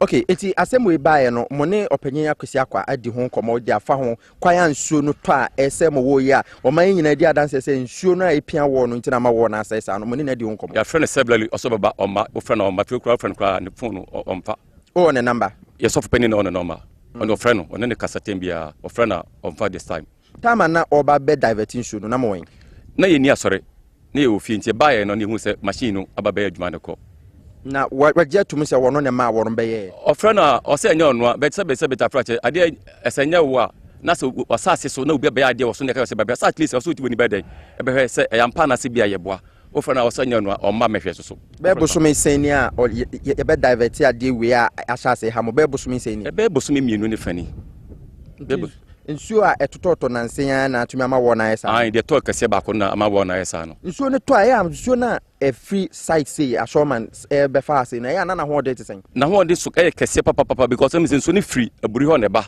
enti the rate a nsuo ne to a yiri fa ha no enya asanketua enti naturally no so am fa ne natural way na say oye diversion be mu a devastation be ba nyankopom empanifo anhwe ho antu anamon ama na mfa ne kwan anto be wo ansi gota na ada se be senkofo japade na se da chinkofo be to mu krawu nti se ayi apart from say mama central for ya ba be hu ni ade e de anamo na matu e bia district assembly say amanfo mra mehwe EPA for moni ebi mu akasa na ye ne EPA for ni bia dimpanifo ni bia akasa on se sebe ta frache ade we wo hodada na onye ho o me divert ne beten sa so akonya power ahye ne hu no ntino for say power no betimi abwana ma odi sa dumadi obabedi enti obabedi sa de we nti free say wo sha ban echi yes nti ukwa assembly okra na anya de a wasem ombeka bia ma because of MP na so mo the same party a wa hwa de be ne besi omumu awo eti ye ne omo a wonom wo ha ne bi nso ebe kasa na ya hwese ne eye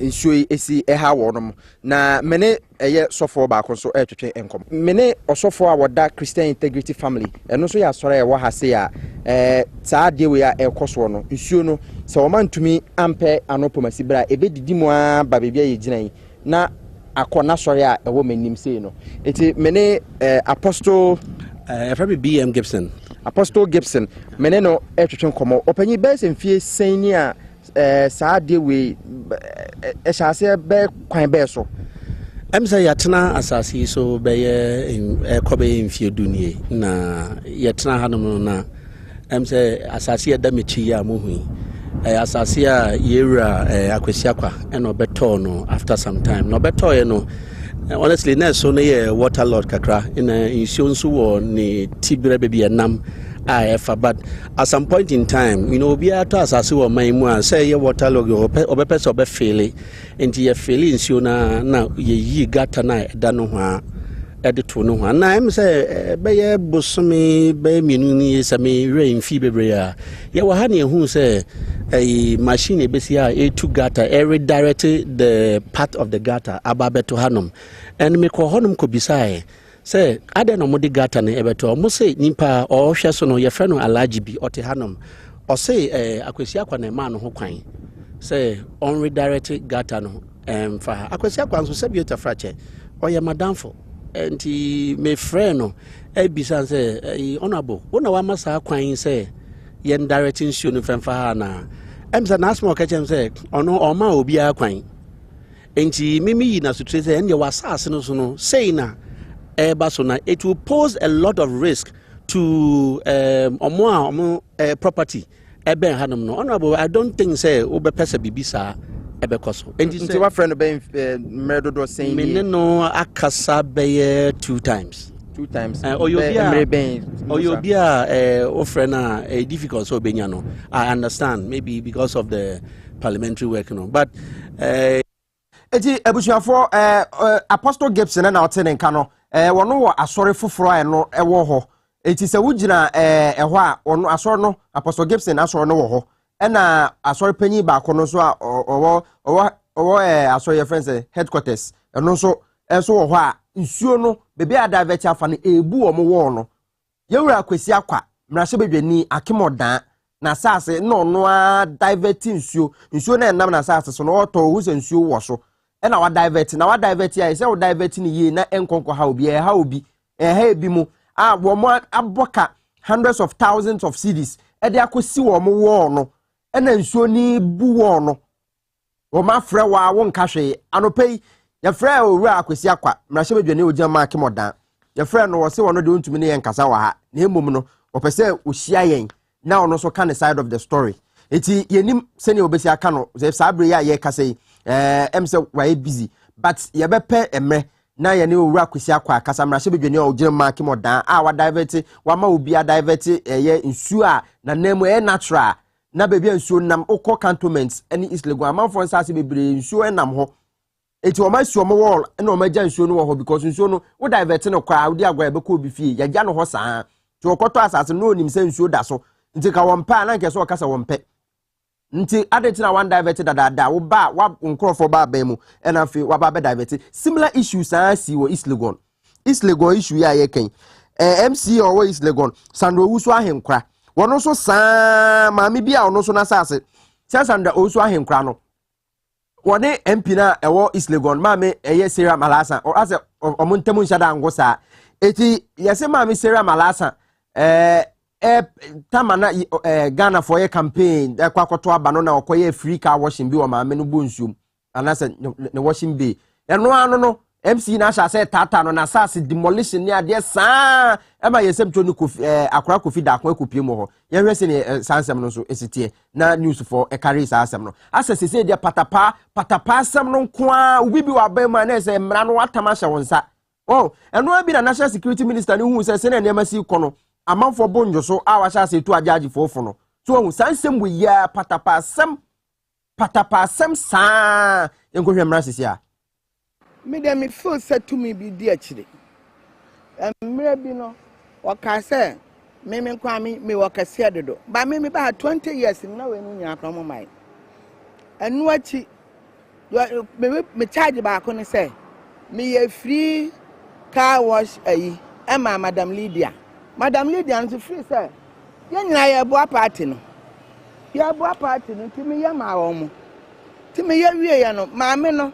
moko hu Madam Lydia ne se me ma ba na office da ana ma ba ne fie da obeka akire o minni ne ba bia me yida no a ye free car wash ne na oba me office ni ebe da amase e free o me hu ma me bio da then another charge ne se ya se me dia me wa hana maji East Legon nyina aboso me fie wa ha e de ben minni ma me minni ne ba bia na me ne wa asa ti tu me kro na wa che na wo ye no be se afa de wo kire me wa ye nima bebra me nkasa afa de e be se me hu o so ka wa bom ni nyina de se de o so de ma me ma de be ma awose otua me de court na court achi no so no aso me de be fa so afa from because me ntimi ntina wi ase amba obi matama ni wa bra me nya ni boni bia wo wi ase sanso wo ye power wo de power na no kra me ka chense ma me ade a wo ye ye nyina ye sika aboa power no party no na wanya power na ade power no bedi me so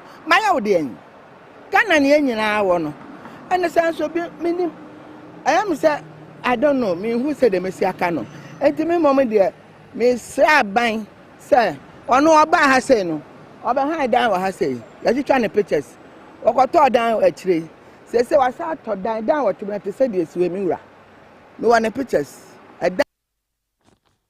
Mami a motene nkan mo ana mo hwe TV so mami a mo na oda screen so ana mo hwe ye friend darling tofo wasi ne dan wo baabi na ono krapo de osan ye MPP ni o MPP ni a wono no wo mo ye campaign otumeboa no MC na wo aye aya waso wesi wogon no Sandra ozu ahenkra no sa mami no ne MP ni nsere anya fanti MP na ba be ye free car washing wo mami bonsuo mu nti no ya sha se tata no a che se wo ka wasem kire obia ntumi enka bi ma wono kro MPP ni no ene go a uni party card or party bi ma wo de wa yo manfra nam de ene se wo de wasem o mobokra kwa benyafo yi nso saa wo me se yewura kwesi akwa wo ye MP ni ti wo mu nigidie so mo kwa assembly wo kra assembly beka bi amomo e de o man na ye kekere wo krom hayi o man be pa na ye kekere na no kra sama kontompo di ade sei ukoka ye sibue ukoka ye sibue ene onam kroma ubisa obia se ti se kokota koto de no ane se koto de amonya ena na no ne anase kra ye kra ma ye hu se chese koto fo no kra mpo no enya de awono mpo ebeka no kre na no ne anase ye de chese koto kra ye nka no kre amanfo ka wo krom na no ne anase ye de ene masam kra menya me fa kokota ene mekwa anto anyama ene mekwa yitigare so because omo free say justice any kroma say justice en share any kroma because se wo hwese ne enema si kona obi ni obi nya asempro se we do weska de ne de ne kokoto kra asem ye bedi ama no eno na national security minister kandapa o hajajifo nim sa no se hwe the way musi di ma aban no ya de ha adwen mema mu ndi ma aban sa esa amanfo be free say ebia mo ne aban no e wo kete ba akoso yentie eye national security minister Kandapa. If the interpretation of the law is tilted so much in our favor all the time, people will start accusing the judiciary and will not have the confidence that they need. Asema Yora Kandapa kan ye wono na Ghana ha ya ho bambo nsem nyina hye ne national security wo take intelligence de bia wo madwuma no eti so man no monjo a nya timamufo ne wo kan wo ana trotro bi masem wo intelligence wo ma peke e kire se Ghana fo na nkasa bonjo se ne ne masi koso wa wo tifie wonim se no sikani bi nya asem se sie wo de ye de nso ba court no esi o sei kwana bra Ghana fo wo examples bebre anas kra akoye na eyi kra mpo no eno na Ghana fo ka ama national security minister kra de na no akwa kutumbi omai ben ena ye chekere wo ha ye ni sikani nya asem ma chese no kura enne di da e wo mai mu ma mi kura ye MPP ne a wo de ni sika abo MPP da e wa ya waso wesu ogon no nyenso wo sini dan ama ye susu se MC no ene MP na wo ho ne nya fine nti ye bubu ne dan ama obi anim se o we mu de wo mo ye aya waso west assembly for eno ma be bubu dan no ontumi nkokko because onim se okokko to kura ye ndi ma no nso asase ne ye ne dia kwa benya akemodan MP eye kwesi akwa wono so saa akọ diverted drains e de akọfa ebi mu fie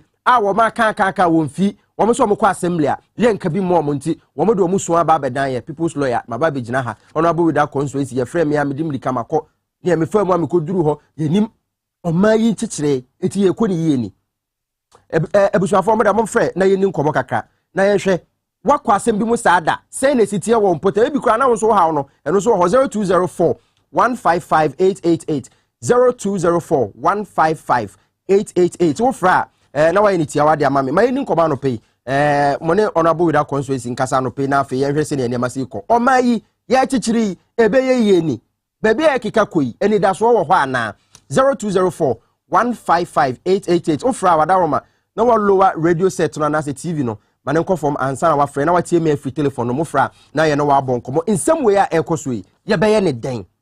Hello, good morning.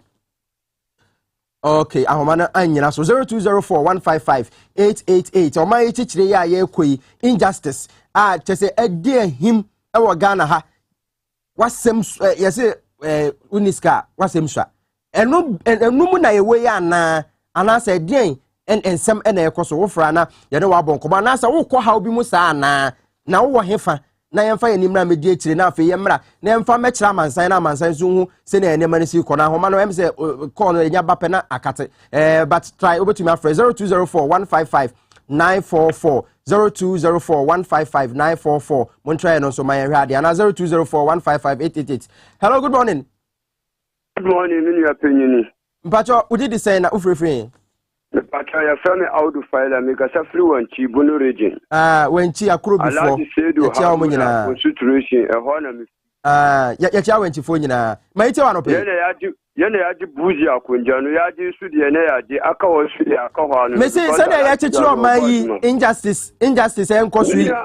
Me kan tell say o man no agiagu industry bibia nkoso ka ho chia Ghana fo ye kom. Minya aho chia pa Ghana fo ye kom. Minya kuyani o inde menu e kasai you decide keke. Na me turn 1.7 inde 600 Ghana cedis adaka no. Fertilizer kekena me turn 75 Ghana cedis inde 450.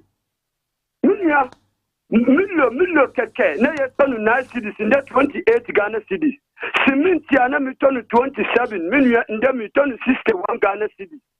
Minya penyini inde emu bag ya me turn 1.5 inde me turn 500 Ghana cedis. Eti onoso ne ha no yada se chia wenchifo nyina yada se ma ofofro so mra ho ma no so 0204 155888. Hello, good morning. Morning, how are you? I'm doing good. Please, your name and where you're calling from? My name is San. San, where are you calling from? I'm calling for Kwabenya, Bank of Ghana. Okay, let's hear you. There's something that is going on around that area, which I think you guys have to come and have a look. Okay. It looks as if some people have taken the power on their own hands, doing whatever they want to do. Because understand development is something that is very good for area, especially roads. And when you see road, people are building on the where exactly a road has passed. So it's very, very important. So please, I wish you could come and have a look. Thank you.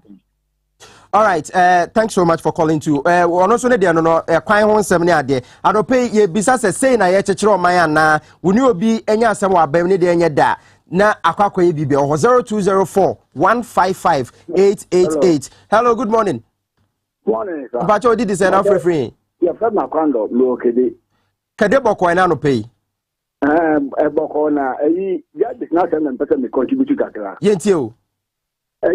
Me me brapeni ya land do kufi na ebusepeni becha ade no say no person omo nkuti ma de me court to akinse do lawyer ya jira no akinse do that time no no jamna no di asem na ye just now 2 years something la so no ebusepeni beja ho be di that all of that na ho ya media o te try ebusepeni say baby on for nothing no onu tini ka say case na so no say makobi ad no we change no no causing unlawful damage to property you want to go e ma ofane me e ma me bra no no the judge say there yen come wan say me asemo ya da say ofoforo so jira so. Hello, good morning. 0204 155 888. Hello, good morning. Morning. Abacho peja one ema me why na yin tietie mu fa na free. Morning. We did this na free here yetie o. Because I said enter. Yentie we. Na we did this saying. On Tebenka. Hello, we fry at mentie me o TV no so tie me wo telephone num last call I ba so 0204 155 888. Hello, good morning. Morning. Abacho did this na free here. Me free tamale. Me free Same. Same yentie we na no pay injustice ene niam ekoso yi o man ebeyi. Oh, mini abibi o man ni kire no. Tem kofu bi ansore ankasa. Ebe ha. Nkrofo ben. Na yi ti se Christian Council for nyansafo na omodo mo sore a. Ta se mo ba na ma ho na mo ko se te no. Se nyansa we from Timamba mo nka. Ha because judges for name is almost one judge. Asama kanda pa kan no timi say I don't know kwana dream why I dey o ma hye o te watase adwen ho nko fu adwen say dem anya mesi kon enkoyi na say yan hwe bibi anya mfa ho a ninia o man no ye gira o sa na wo gira abonche kwa no bi abo wasoma ji usika na wo ti fanko politics kwa po mani ni obi betimi de bibia wo awutimi ye ho hwe po mani ni na wo gira ho bobena we na na ye ka say mpanifo bi nsore ka so for na say basic asem de amutimi ko ha ma ho say oni ni MPs for ni kasa na mo nji ntum no na di na ka say ye hwe mo ka say na ma bi nkoyi ntianka ye nye ni si na say de nyo mfu eno bulan ku so mu penti de bi o gbe abaye e no na need sanse mo we neba ya da say ye chia tamalefo nyina same eti ye fa ofre adwuma no AC ase na Ghana ha asama na ye kan se kwakwa eti se Ghana ha obi otumi a ne de enye de kura na wotwe abo so ene ade enti ye gina ye papa kanda pa asema o kan se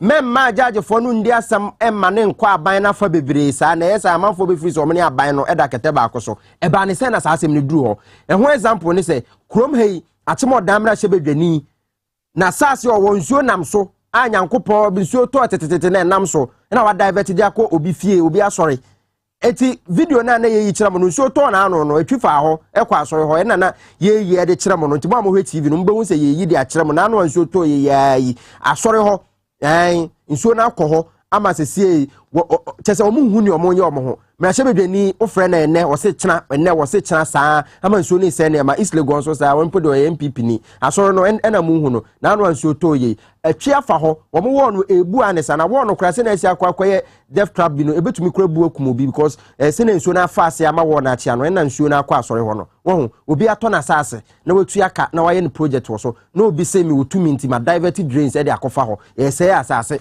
afede omuso munya kamafo bia o ma be na ye chichire yɛmfa si a emrepem yɛbɛsan adi san kɔmɔ no so mrahye bedwani no wɔ hɔ no sɛ yɛne ne nkasa nti yɛbɛkɔ akɔti hɔ no so ne deɛ na yɛde abrɛ mo XYZ broadcasting nyankopɔn yɛ adoma fie da yɛkɔ akɔkya deɛ wɔ nyanka fie yɛfrɛ ne Easter kyerɛ wo dɔ wonya mfa wo sika mba ya mesrɛw fa wo sika bra na afei yɛgye nnuane gari mo ɛna beans ne yɛkeka ka ho ntade ndeɛ yɛgye bia ɛyɛ enti yɛmfa sika mra number ne yɛ 0597215419 0597215419 ode omomo no send so adin ebeba XYZ broadcasting 0597 215419 beye adoye ni bi na fieda yenko na amanfo bi a wono mo maamenom no papa mu awagya wo na wo ni hwefo no wono mo so entume ensiri biom wo ye be ma na sa wa yemre wo mpema Ghana capsules ade abadwa so FDA ede stamp team so say be ma wono ma ebetuma abo Ghana capsules nti ti se na meka no kosine ni ma represent we busuafo se nya Ghana han so a ne represent Ghana fo nti ko pe Ghana capsules na no so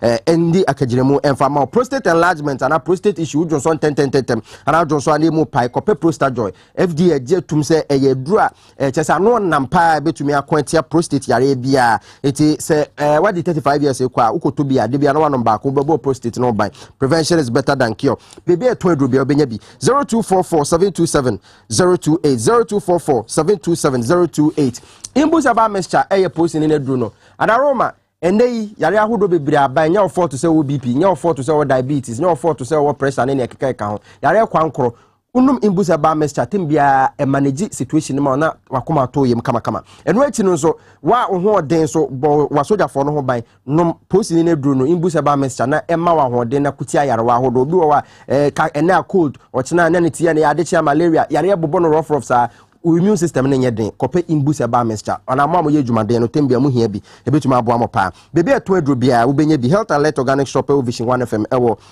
St John's Achimota ukọ ho benya aduro bi eno echi bebe eto aduro bia wo benya aduro bia e friend imbusa ba mixture bi 0246 2048496 0246 empenyefo ebetuma ajo so brakwam sesi ade ne akwakoye de emse amanfo ese wo ni gide minim ese da correct trans na yedi sa nkomo ise ye be de na ya correct system no na afi eno so ya hwe because they say de na ekoso ide e ha adwen pa midin e de PSC okra ekurase reporter boys prefect chief tankers honorable da constituency e bia obehumi wo constituency enche bia bra kwa me ise da Ghana la jokuku for so mo twen ho o ma kwan nye eno so ye twen ho se obeba ho me da se PSA ye fancy ya na wa ni enkomo ya wa maso me ye sure se abedwafo betina se honorable Ibrahim Mutala Mohammed member of parliament Tamale Central Constituency na fenso say Kwame Graphics our NDC director of IT me sure se omo ye wani kakrache omo betimi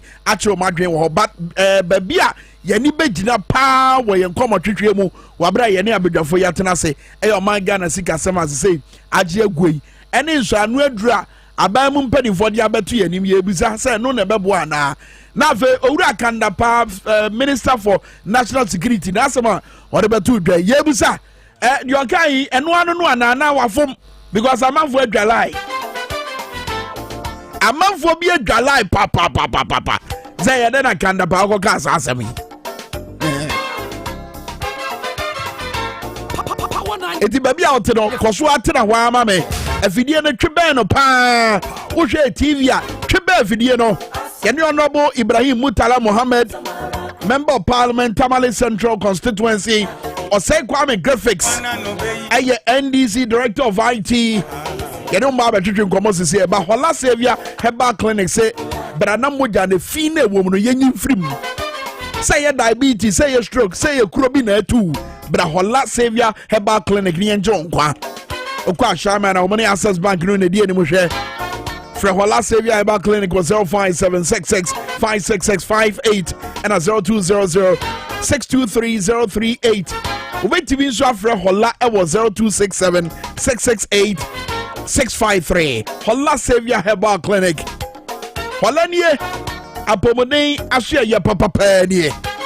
Sabashaba Center ko na honhom nsem nyina yendi. Ebetu adama ni honhom ne honhom boni bi edi wachi a edi wunya. Owadwuma mu wo fie mu wo busua mu Sabashaba Center say omo nso anu aduro no ma ho. Titiri omo epete keke spiritual oil and a tenasikom spiritual soap. Ebuapa omo sanso spiritual cream. Ehwe Sabashaba Center chia kwan. Ewa La Paz omo ne Abrantia Sport ene die ni mo hwe. Eye new market kwantempo no swa. From 05006 4000 and 05006 4001. Asam die biabo. The late Papa Yangsen. That's right. Come on. Power. You go so ye kire ye do. Power kire wo do. If you da ya na ye tu anamo na awisia ne enyanka. Ye de do ma akomo mo se de be ye mo so betimi asere anwenwe na niji aba wo Easter bosomi mo. And that's Easter bring mo. So nyamfa odi ma ya tubrika na fa odi bra. Bra ba kire wo do. Easter kire wo do. Power kire wo do. Power FM, powered by Power 97.9 and the entire XYZ Broadcasting Limited. But rooted natural products, na manfo bisasa madedia de no diade. The edi two madedia seno a rooter mixture. And a feso the edi two typhoid seno a rooter titanic. Rooter life de enquensio enquadro e boama hodenba siesie wodieno. Ma enkwamwa no anasa honama srafo no enya hoden e de kutia yade dombia e betie si widie nim wodi ane Rooter Life, Rooter Titanic air fight typhoid and a Rooter mixture ye madedi adro e to form for Rooter natural product e was 0244 503 443 0244 503 443. Pharmacy ni chemical shops ni herbal shops ahodo nyina ba wudam ubenya Rooter no ibiato. Forget about the rest and listen to the best Power 97.9 FM. My main balance in Yina said, Be Obia Benyan Chefas, and because Facebook Live, Magnus Ago was a Kwame Yadase. That's right, there's a pa, and they say, yeah, complain by Namudi. Yes, yeah, no 2 points, no. Augustina Amasota was a good man, Kwame. So we shall bonkum nifa a Tiffany and Nafua. I would this some year Trimodin Sam Guana, Echa Ghana, who is here. Mohammed Rida, Ese Ampa Samaba. I say Achimoda MP, and I say Achim North MP, now somebody there. Emo Rampa Makasi Edu Jamfisi, good morning. Mesham Life, Africa Kigali, Rwanda Kigali. Janko Rahim say good morning, Kwame. And this is for Munchi Bernard Mona, any freedom fighters, Munchi Omomemo. Janeta Sante Mensa say Eyasemo. Maria Dam say Kennedy Japona, Woko Jina, Sefranka Tuniama, MPP Amanyoko, Asre Semkwa. On the Wasra no didn't want to form and what that teaching were brains yato. Kaiser free health screening biso Bekoso on the 18th of April 2022. Branian Fairfield near show free. Oh yes. Yeah, Fairfield, yeah, show mo janim. Yadia be a won't be a doctor for no so beshe. Na yes, Dr. Solomon, Dr. Solak, one of the Jumedia Yiba, a Solak Natural Clinic, free health screening at Air Coso, a dreaded year 18th April 2022. And a power Brabon or Jabba Pemu Nafeso, Yadi Jema Copim say, you bedroom a real numerous Nomi and Sa 3 p.m. exactly. Na Jumedia Becoso was Solak Natural Clinic in Krahaya, Kokomlemle, Omobay, Harvard Senior High School. It will be person who pro now power kunya esi bia na omo be free health screening no it is a wotiamia fra numbers is here number yi fra here ofra Dr. Solomon nebefa wo fa wo se Kwame nka say wo ba ba fefie free na wa hwe ye free sade ba ya yade bia ne edi nya no anasa yade bia edi nya no wo betu ase amaye fra Dr. Solomon say 055 3932631. Chena manetuo 055-393-2631. A free health screening. Branian show free. Solag Natural Clinic and a digumedi so. Yabane and Yabejafo Abatutri Goba, but quick one. Franco Trading Enterprise, phone papa panifie. Oh, Safu Webi, a brass or better. Now when your BBC and now the F-Cra, a sumbo chain say your iPhone, say your Samsung, say your Nokia, phone papa pan dear. A Franco Trading Enterprise and on Zabeka Biato. And I feel so TV, yeah, you're different from down we are. Franco Trading Enterprise, Abenya TV Biato. And I feel so bon from you Franco air conditioners. Ningina go Franco Trading Enterprise. Jack in a pound for my crado. O my bomb Monsemo Mochon Sabaya Bewa where too. Now you do a showroom. Now you're the infidiating not your panel. What was said about Easter Bray with them by a guy. For Franco Trading Enterprise was 055-939311 and a 03022225651. Franco Trading Enterprise still from Papa Fie. Woman grab attack and see a pan war and the Bracomani Roxy Cinema in a DNA share. Mammy knows your kakra. Is your dear man ex natural mineral water, maybe for minimum. Now, Pomodin 7 Conanim, Yabasia.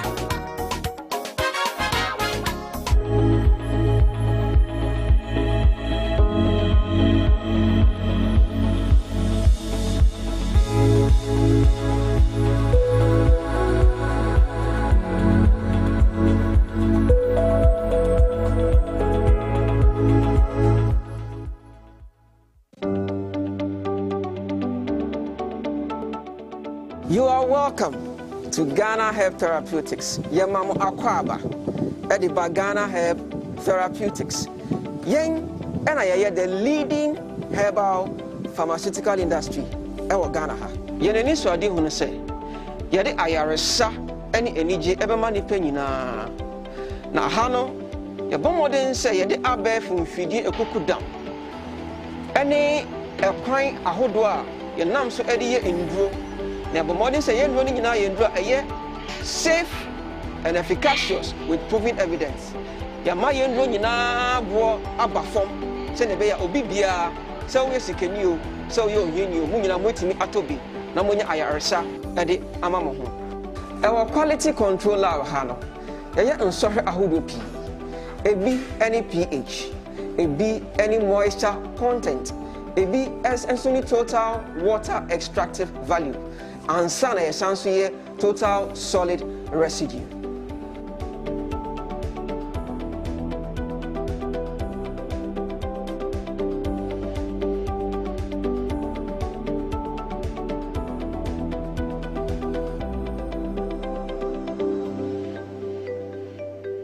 Near Abranti or near friend the pH. Now pH no abwa emaye hu say yedru no acidic. Anase a basic, anase a neutral. Now, I say you're doing it now, you need the pH into see a pH, no, not a pH now, you can assassin. Not a chest a year doing a more than a better drink a crack until I was said, Procopeno, you jai a juma would run soon. Now, your bomb didn't say, you better into 3 and I say, you better correct it, you ain't your pH no, assassin, and sana, you the end runner about one thing. Ahano.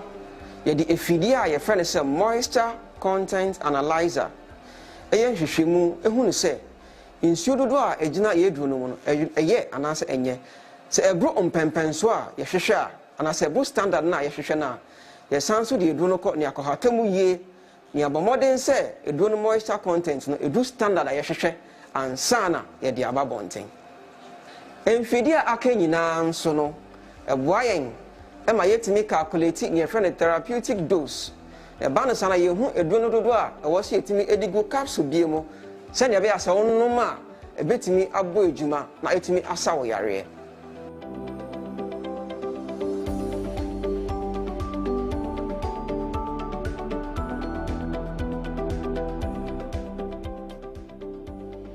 Aha, and I have buy a whole idea in room the extract. And in the cake in Bununano, ye kafra, na yapo, hata, and sana, a the endrono about one thing.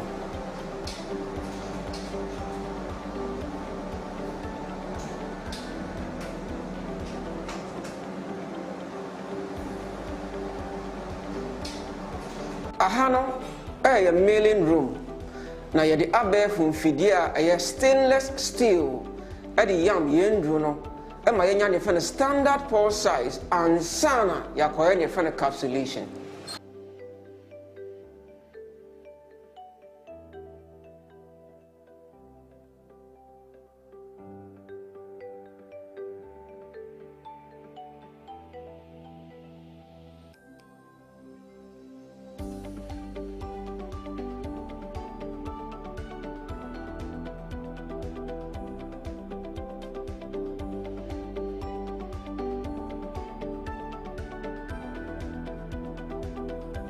Aha no yɛyɛ ne yɛfrɛ no capsulation. Yɛyɛ capsulation ni wie a yɛsan so de abɛɛfo mfidie a ɛyɛ stainless steel yɛama mfidie no pepa capsules no ho fɛfɛfɛfɛfɛfɛfɛ ansana yɛakɔyɛ ne yɛfrɛ no counting and sealing.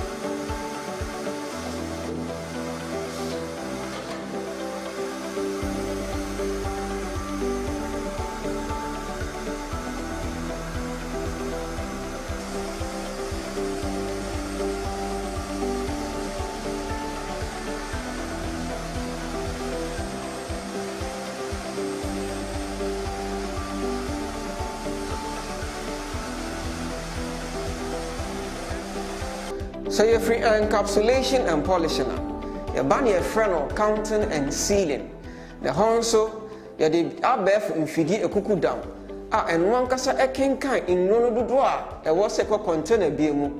If you are your sound so the silica gel at your tomb. Send your bear insure engine container no more. Now uncle say a drone and it na hoarding.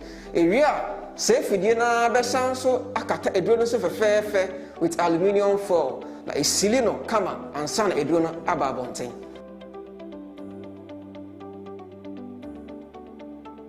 Aha no ye won fidie a emma yenduro no nyina na hyenso de ne friend label. Ewie fidie na nkasa asama ne friend manufacturing date. Ewie asama ne expiring date na wasan so ama no batch number. Enru ahodo a mo hu se ye di efan fidie mu nyina ne yeso ahwe no. Nyame adom ne nyina aba abonten.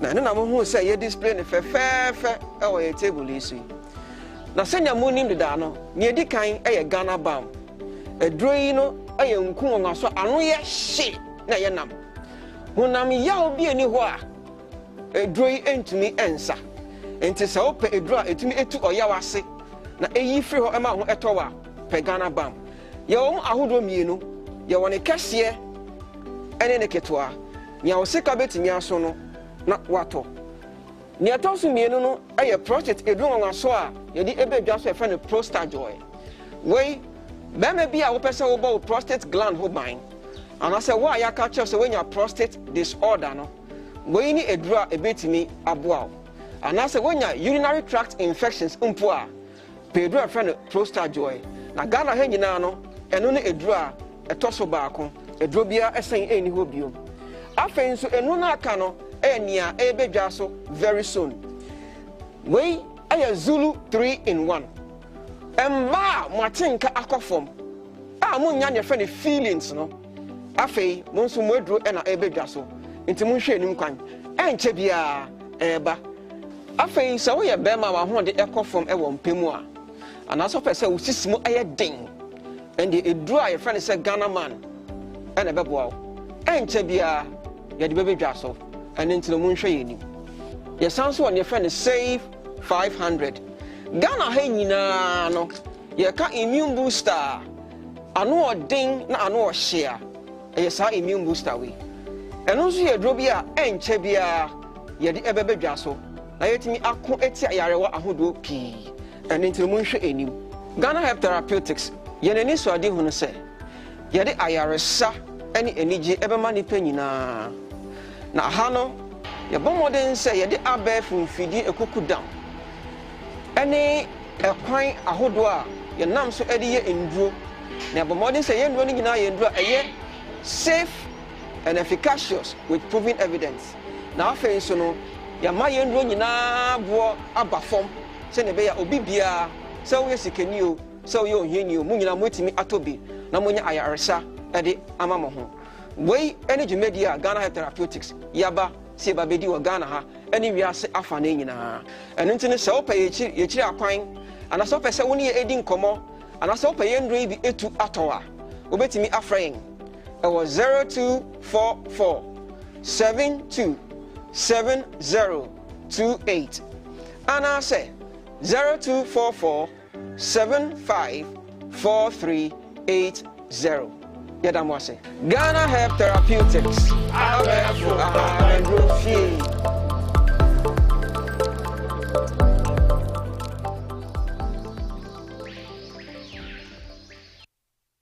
This advertisement has been vetted and approved by the FDA.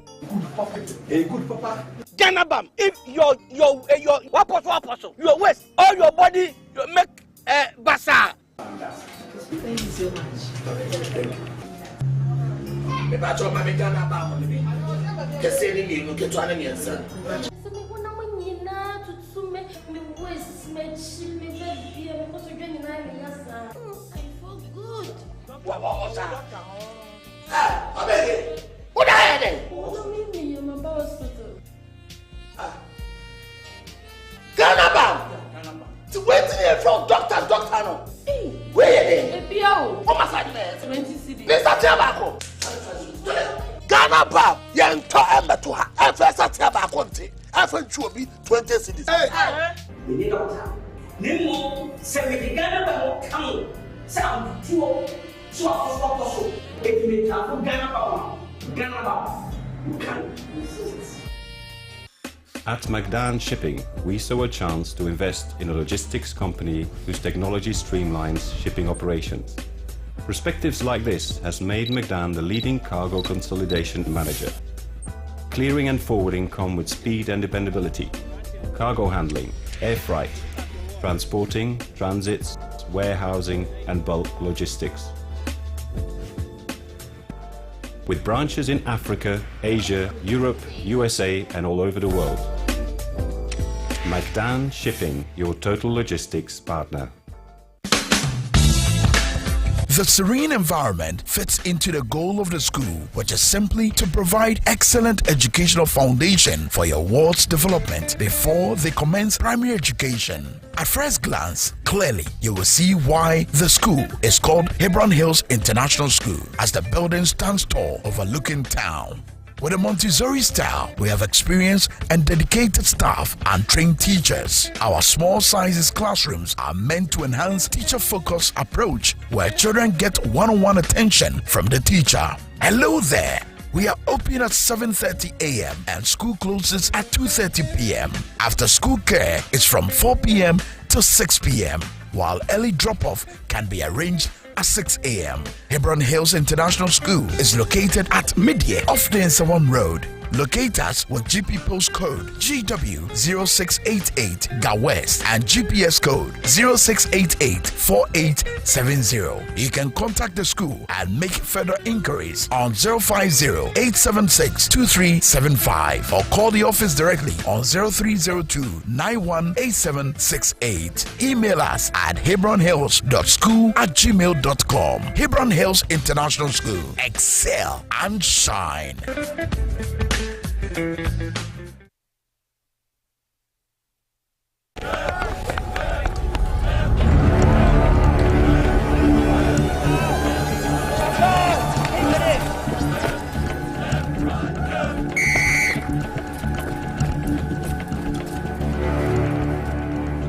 We are one man short. Should we invite him? Yeah. It be old cargo. Can I join you guys? Yeah. Always drink fresh, natural, mix, mineral, water.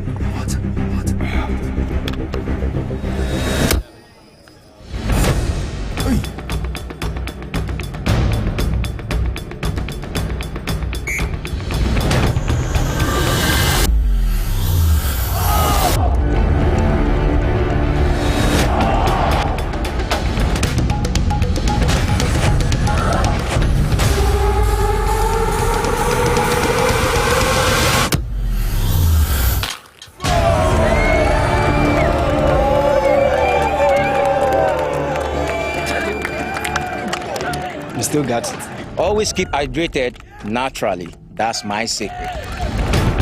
Manufactured with the primary aim of preserving nature's finest minerals necessary for a healthy mind and body. X Natural Mineral Water. Simply natural.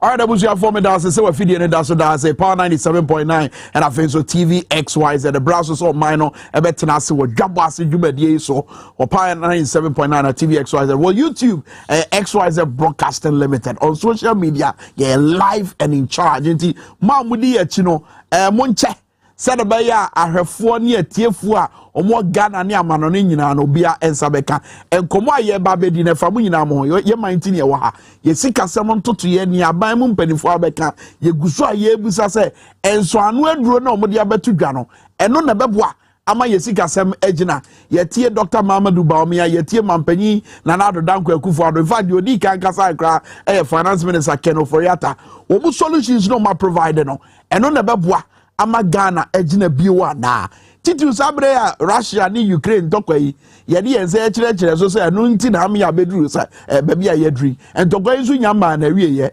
solutions no mde abeto Ghana no na bebere sa de yase ana question yebusa afei owura kan na power national security minister na anu ya wo bedwam woni ajagefo na hia omudi nkomo afei no de atum say atemu ahodo ya na ekoso ya na edibua wo mo no kamia yese makwan ama gidi amanfo wo e judiciary mu no ate abafom question wafom ana se ne wa amanfo dodo tirimu no waka ana se nokure no en waka we a question a yebebusa anopa but answer na yebekọ ye nkomo twetwe no so no yebetumrika na yakọ eye Asen North constituency one say ne atemo kese ne bepie every eye Supreme Court of Ghana yebekọ na yakọhwe said ye ho no tibia no esitie but abedwafo a ye ne ombedi nkomo medical bo akere mo eye honorable Ibrahim Mutala Mohammed, Member of Parliament, Emma Adeche Tamale Central Constituency, who know TV so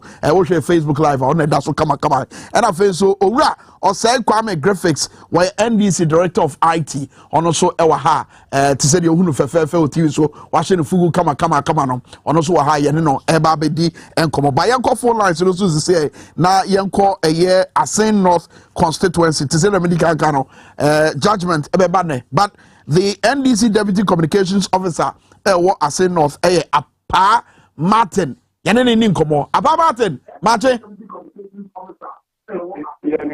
Apa something can we do Wakasa for you know, said by a common bit my course one a bit fluid. Netia me flew phone or so. Apa, Tramfoni Chile, when your man for Dim common na answer na judgment in the bano, saying a man for drink city. 1 year ato member of parliament Raja Chikwesen. Yo, minia medasi na mefa kwenje so entia ahwefo ne atiefo ne yempanifo anape onu won betutu komo na mentia onuniafo yewa James Chikwesen ne ya papa John Dramani Mahama ya me ya aduma 2024 oba bebeje Ghana efi nkwaso.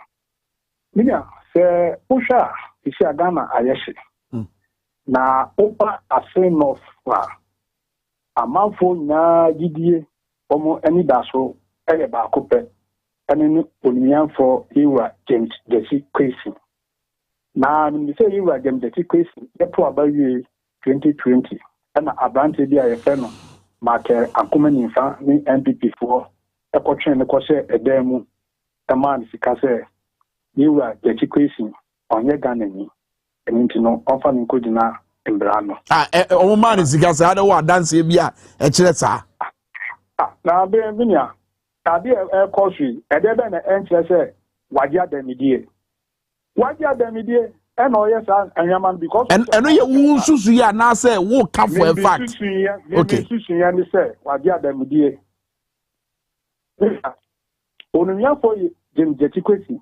My intro ni mfoni kakra nse amanfo ne Ghana-fo ne asin of foreigner. Onumia for you Jim Jetikwesi ye wo no asin of Hanum. Ne papa ababedi DC in Kuma regime. That papa share efin fantin and Kumasi ekeka asin plaso. Owura kwesi eko school ewo infantipem ewo kikus. Owie na disua no otukwan se obeko amanone akope epa ayede edi. Nyame nchaade okọ no so ode ne ho kodom Canada aban. Nti ono okọ no ontwi taxi. Na on prepare for fie. Okoye ejuma ewo social welfare. Ewo Canada aban. Right. Nti oni Canada aban eye ejuma enfe bepe. Ebredu ya omu se Yakobon ehia no na watu nsem no. Oye na dwen se ewo so obafie. Nti oni Canada aban etna Africa chen se ebushia sisi a baby amadu ne de the person san call me chi the person san call me chi ekohwe ebusuafo a ewo asin no fa wo mo wo ahokyere mu wo mo wo ohaw mu wo mo wo ateti mu na even agana biempo no wo mo enyi bi enkoso ensuo wo mo enyi bi enu ye wo se me call na me call bo nti onua for you Jim Jetikwesi Emma na Canada ba eti Emo yi ni hufi Canada nhihye bia on Canada ban aye. Enti Owura Kwesi ofare ni Peters ni bibia ogusu aye bo entowa na amanfo agino atumu no. Ana nkro pembebun bia wo form concern as of citizen. Yeah. Omo che okata edikoda electoral commission say. Yeah. Onua for you Jim Jetikwesi. Okay. Ya brani nti on me pese yetumrika na ye free yes abakwasem we a ya kire mu akire etiefo na fe ye mra sania temamufo efilifa nia ekoso so oni bi edi nkomo a ede no mo kan fa ho I mean because me sure say a natural instinct say what to abama obi okogina wanan wo mrahye bedwafie wo hwe ani wo se nka nia eye wapede a waka wasem no eno na wo so ye by now masabra ye twini bridi na court uncertainty ni na nenam ho no how are the people feeling you mean am that say ye twini court twidi no kwa no oguso ye adwuma se na okache na manfo no oye e de man manfo se upa asinofa amanfo buo efunu enye bufu ketewa e wo nwama ye nuanu MPP fo ye ditia onumia for you James Jetikwesi. Yeah. Because oyobia or gbogbo or tema at the man for ensure ejuma or to ensure a asem of yano suku dan OCC a pine so or ye it quarter 7 affected na ejuma or ye e won person so affecting na ejuma or ye okay na munuanom so omo MPP no so a omo sa mpeso aso no say no muhunu ensem no so won say in aboni bia ti kroma e ka ono nkwa ka de bia no enka nimia enya asem na nka ofra fufuo na Ghana se ya nakasa ya jaji fo no ana ye court no se omo be ka no kware a enka samluwe enka bibia so aye de bade etwa because of no career any honum didia any woman in the say ministry say this how share your court in sama and as your court at na I had to say empowerment ya di issue aye de bade egumu the moremu di issue guma sini say aye de bade okay eti mo gidie say attempting ye be ba ma mo aye be di abo amo sana ye say e wo say attempting aye de bade eba no obia no ho aye de bade eto no. Okay. Now, say, Omo Yakataso, Mumasu, Edia Hon. If you want Catampo, Funancatampo, are saying of Hanalano, or Pamu Beautiful. Set a woman to impose and can be a year re election for Nadia. womu enya vote baako. All right, apa ye brani nti ye fancy ya enkomo no ye beto aso e brani nti we de tew so me da se pa Martin say unya brema one na communications officer ma NDC Amayuko no e wa say North constituency enkomo we we prem to kase ye bone ye kase ye bo ahodo edidi so no ye de ni nyina bebrem na afin so ye programs ahodo title inside politics no me enu Mugabe ma say one ni nyina e bebrem sabre ma me mra abedwafo ho na ye nhye enkomo twetwe na say ye nya asase ye free court ho de it'll be cool say you be call ura kandapa asem no so na yenhwe na asem no kind of question ye busa ne say waka no kure ana say what they anyenie a bi mususu say eye huhu asem won from mu no abeka ye nkomo a ye tai die efa ye ya judge for ana say ye court ensensem no ho wa ye mfom so bi ene ne question ye busa e de na kandapa kan ye hwa de we sisi the interpretation of the law is tilted so much in our favor all the time, people will start accusing the judiciary and will not have the confidence that they need. And following way, no, there's been several commentaries here. Are you able to anchor was the same way? Avake, Achen Adrian, Wahon, Rag, Bavro Latte, Achen Adrian, and Semi Hon. Mamma Charles through Rag graphics. Now, for my back comrade, Mutala Mohammed, as some way a pin will say. Well, sir, the Edican, sir, Urak and a pa. A small kind, and I'm so judge for enmity. Now, what we need to look at is the entire justice system. If we are proceeding for, you could see the judicial fraternity and the correctional services. What we now or mine, who say basabasaba ye be eba, and I say tension be a bo money more one money. One more, we try to cry. We see, last resort. I did assemble call down woman, woman de prepare any a crow any assume one more at the bow my mono.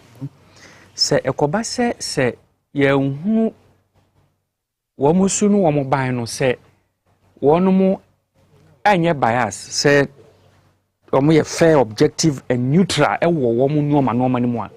There be a camia say a mine only a friend say nipper woman. A pese won't be fair crime for biswa, woman be justice. Na cobasa and what na a cofa a friend say, basa about mine. Say, oh, share. A man soon in ideas. In fact, one of the things I'm person number US I can condone police for me because soldier who military already who military training so weaponry near that you are hot cake for you. It being a private mentor recruiter only immediately. One of the things that many have a lunch or can I shock or many say no come SCSM so say a compass. We are involved in any issue. Now say police ni waka. Say a police ni tuwa. Say ni pakro no or police ni tuwa no. Say why han kofo no kwa bodu tuwa. That is the only way you defend the police. Wow. And yourself. Into a cancer coming from a military background and when say there are rules with which you use deadly force. Oh, if the person doesn't have the capability, the intent, and the opportunity to use deadly force on you have no right to do that. A strike him said, no, that is totally wrong. Tim says, another. No, I say, look, and you're quite judge for no one. I said, no, minor to try. Well, will be solution to the perceived biasness of judges. We're crying Ghana hole. I'm on it. Approve for no George Floyd. You know, maybe you could see here any approve for it. It is in a wider context. Ghana has a so many CC here, even before election, approve for. And I'm mobile 2 years on money, you know, who say, and ya dear a year fair to both sides. So, I'm going to make post for an judge for. A post for a judge for you now. Okay. I mean, before election. Okay. So, on one more about so. And not yet to obey Suri. Ajaji for so I say ya to di yes unanimous day FC me boala Zana man for ka one more judgment ya one my nansen one nyina no ko bankrum na wo be hwa menua e hya ase no na nipa yedi e to so mienu na fe nipa akasa kakra time bi ombe ye bia nipa e kire won adwene in a louder way than the previous one. Ghana here pasumdwe. You see be the ignition point, a point where the people cannot take it anymore. Maybe a bit paja. Maybe a paja. So I'm going to make you know because eba no obi anka hwe e beduru ba bi ne nkrofo start kasa time bia wo be ye use unanimous FC yini bia no nipa e paja one voice no more than the previous one. But if we can da pa ho ba no de ne kire. Kanda pa no e ho no ade o se ye hunu se esese obomu chichie efrin so ase ebe catch us or denche mawa anyana jinje se e kamia ese Ghana ha de se ade abroni e kana potoka se intelligence so on meche enyoma e betumi affect o man ye bambo ho eni yasumdwie no wonu no information sin obi a wode boy kokko ode boy kokko enti wonu no atimi abeka a kira judge for say ebia momme yenhwe na aman no ankofa de say sebi wo mu ni ba bia akọ se obi ebu ankwasea nipa wiase we kwasea ebu ya enti ne e wo se ofa mra no na ode ye den e de hye ne nsem enti wono no de ebia na esembi a watie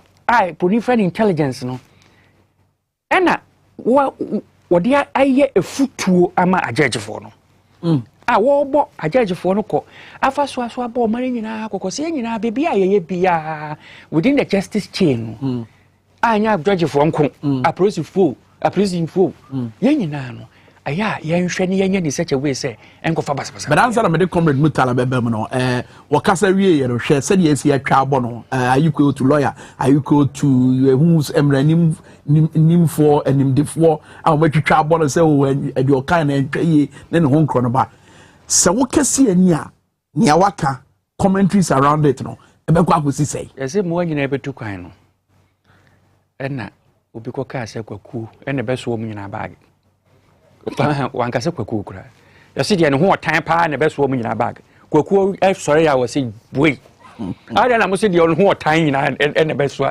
bag no chedi you yeah as a chance kwaku na agi atum se won ho otan sin wo mu nyina de me ka o tia good asmo kwa kai won de na dwuma no woye na dwuma pa ne se ye bo man hu ban na asumdua ba ban mu na dwuma no enti wa hunu bibi no so fi se emwo manu asumdue mu a wo ho kwan bia se wo say wo kan no pa mu kan because say we bia kosi a eyo no na kache na aduan amo na ye den na wo hwa say man mu ache wonu ma ka se kwanda pa kan ye nyina wo ya no mfa so wo hwa edi sabi animadi friends say but Arthur Kennedy ono so wo MPP afa but ono de of what they can at Kennedy, won't you say he's a special breed? So, if I may put it that way, or no commentary on issues, he has been very objective.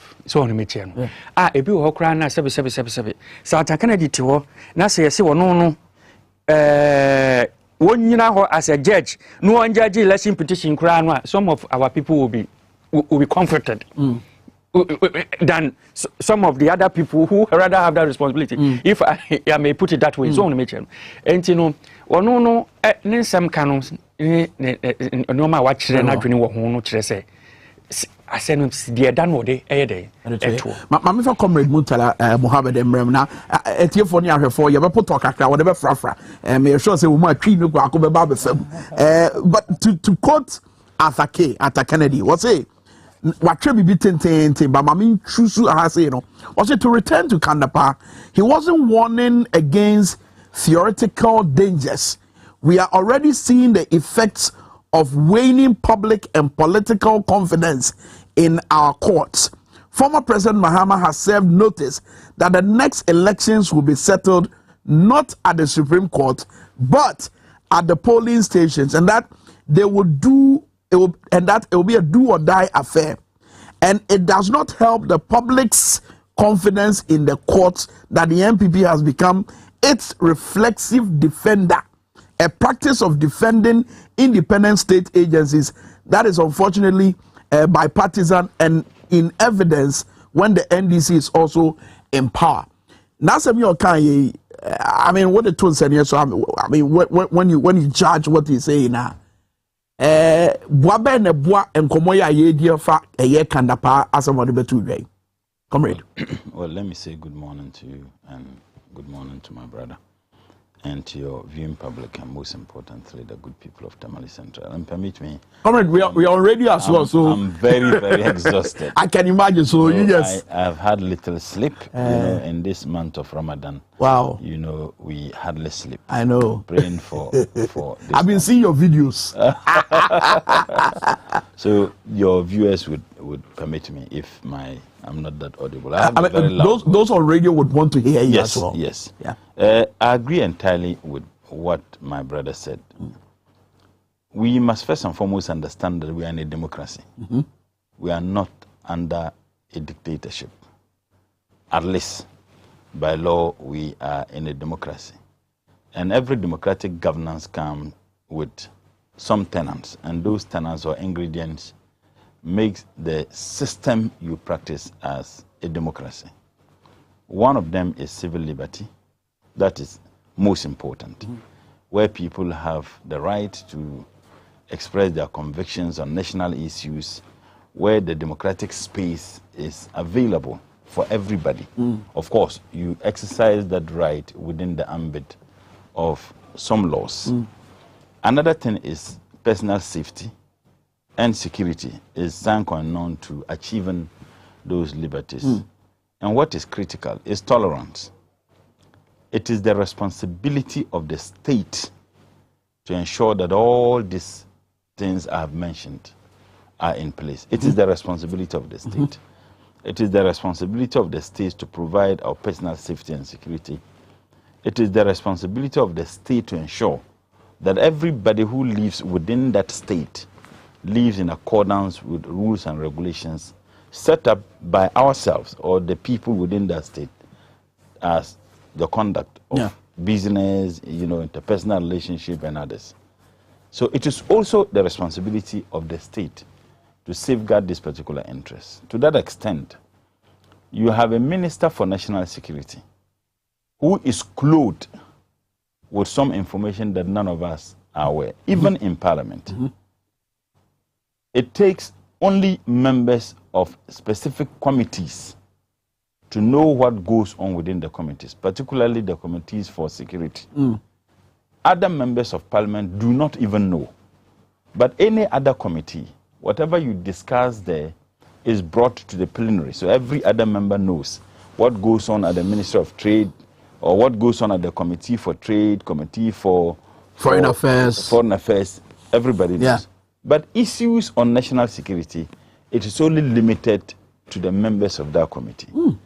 And it is not only in Ghana, everywhere across the globe, because it borders on certain classified information that may not necessarily be made known to people. Like presidential travel.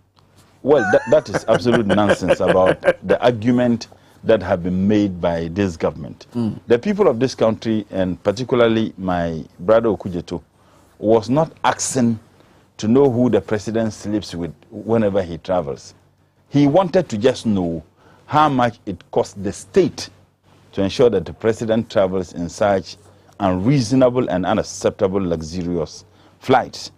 And in all these calculations, we are not even talking about the huge entourage that the president travels with, but that is another discussion.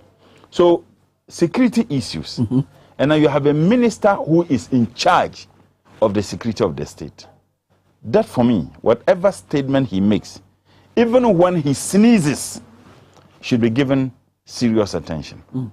Because he has information that many don't know. Let me liken it to our homes. You are in the house with your wife and your kids. there are some informations that are only known to the man and then the woman. The kids will never know. Because letting the kids to know may have some unintended consequences. And in fact, there are some information that may be known by the head of the family, in this case, the man, that you are not denying your wife or your kids from knowing, but you feel that they must be protected. And as part of the protection is to do this. Now, when you have a Minister for National Security who use a platform to state what the people of this country feel about the judicial system, it should be taken serious. I have listened to the cacophony from NPP assigns. Some of them virtually condemn the man for stating that. And they do so because there is this misconception out there as if the judiciary cannot be criticized. That is the impression that is created in this country. Is it an impression or it's a, it's a convention? No, it's an impression. But that the judiciary is a secret. It's an impression is it not a secret? Yes, it's an impression that is systemically put in place by the judiciary themselves. But let me make this point very clear. In a democracy, the legislature is more important than the judiciary. That's one thing many people do not know. The likes of Professor Montesquieu and John Locke and Co., who propounded theories on separation of powers, they did so with one thing in mind, that the reasons behind, you may have several reasons, but the most important reason for there to be separation of powers is to protect civil liberty, such that power must be equally distributed among these three arms of government, the executive, the legislature, and the judiciary, such that it must not be tilted even by a scintilla on one side, that there must be what they call in the security parlance detente, that the judiciary, the executive, and the legislative arm must have equal powers, so that they can all check each other. And I can put it, checkmate each other, so that you don't have abuse of that power. To that extent, all the three arms are important. However, in a democracy, what is important is the legislature. And that is why you can have a government without parliament, but you cannot have democracy without parliament. But comrade, my point was about the workings of the judiciary. Yeah, doesn't their workings and their form make it sacred? No, not necessarily, but I'll tell you why. I mean, I am happy he has lived in the United States of America before. I'm saying that in a democracy, parliament, you can have a government without parliament or the legislature, but you cannot have democracy without parliament. And that is why anytime there is a military takeover, the first institution the military would disband is parliament. Is parliament. And one of the reasons why our democracy, our parliamentary, procedures in this country haven't developed to the level we wanted, because there have been several truncation of our democratic processes. And anytime there is a truncation of that processes, it's parliament that is affected. In a military leadership or country, judiciary operates, the executive operates, but parliament doesn't operate. And let's get this very clear. Let us not also be misled into thinking that the judiciary has some special place that you cannot even criticize them. The secrecy behind the judiciary is because they have a unique position of dispensing justice, that they serve as the arbiter between existence and non-existence, to the extent that the judge can determine whether you should be a free man after this program or not. But the judge doesn't determine that arbitrarily. He must do that within the ambit of law. Who determines that? The determination of that is done by the law and not necessarily the judge, because the judge comes to that determination using the law, and that is why when you go to court, but the judgment is in the bosom of so I'm point. There is a point I'm driving at. Yes, it is in the bosom of the judge, but that bosomness of the judge must be determined and guided by a law. That law set up by all of us. The laws of this country are made. The only institution clothed with the authority to make laws is the parliament. However, in drafting this constitution, it was done through a consultative assembly. Those people who were brought together to draft this constitution were not all lawyers. Market women, traders, farmers, fishermen, nurses, doctors, everybody was brought on board. And by the way, the MPP boycotted it because they felt that they were too big to sit together with farmers and fishermen. Comrade, let me ask this question. Are you, I mean, what do you say to Omo Soldiers say, and I'm saying NDC lose case in the election petition, no? That is the reason here Mokasa are losers. Now more person more impugning dirt on the judiciary. No, you see, I don't know what time and say Kandapa can we are as a wamamo nam someone. I don't know what time but I was driving at a point. So yes, I'm saying that particular laws we have, the judge determines your fate, but he does that also guided by the law. And I'm saying that law, the Constitution, was written by not just lawyers, but all Ghanaians. MPP. Now in Parliament, how many of us are lawyers? Meanwhile, the only body that is clothed with the authority to make laws in this country is Parliament. Of course, you have judge rule laws.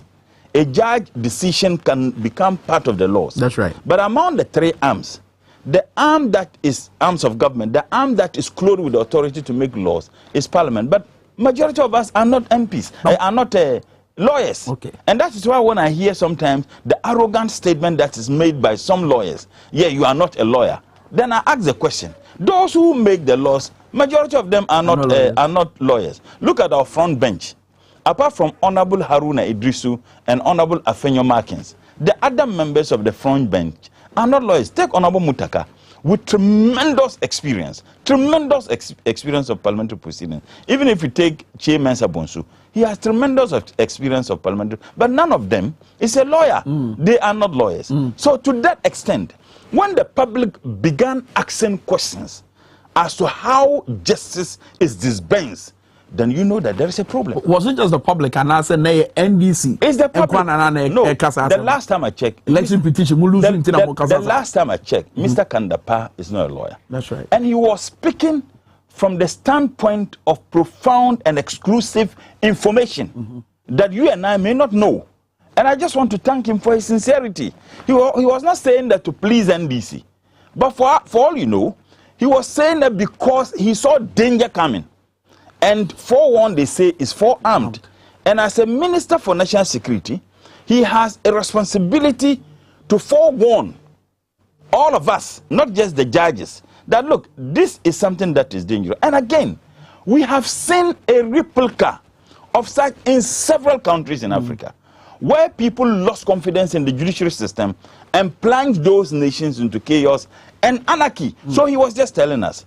But let me also say that no one should think that the judiciary is beyond criticisms. Who doesn't know the judiciary in this country is corrupt? Who doesn't know? Who doesn't know the judiciary in this country is corrupt? The person who doesn't know perhaps is coming from Jupiter. As a matter of fact, Justice Georgina Wood, the former Chief Justice, when she was the Chief Justice, she publicly stated there was corruption in the judiciary. Justice Georgina Wood. As a matter of fact, the Afrobarometer of CDD identified the judiciary as one of the institutions that is fraught with unacceptable level of corruption. 3, you have Armia Anas's expose, in which judges dispense justice by just taking goats, meh, and yam to dispense justice.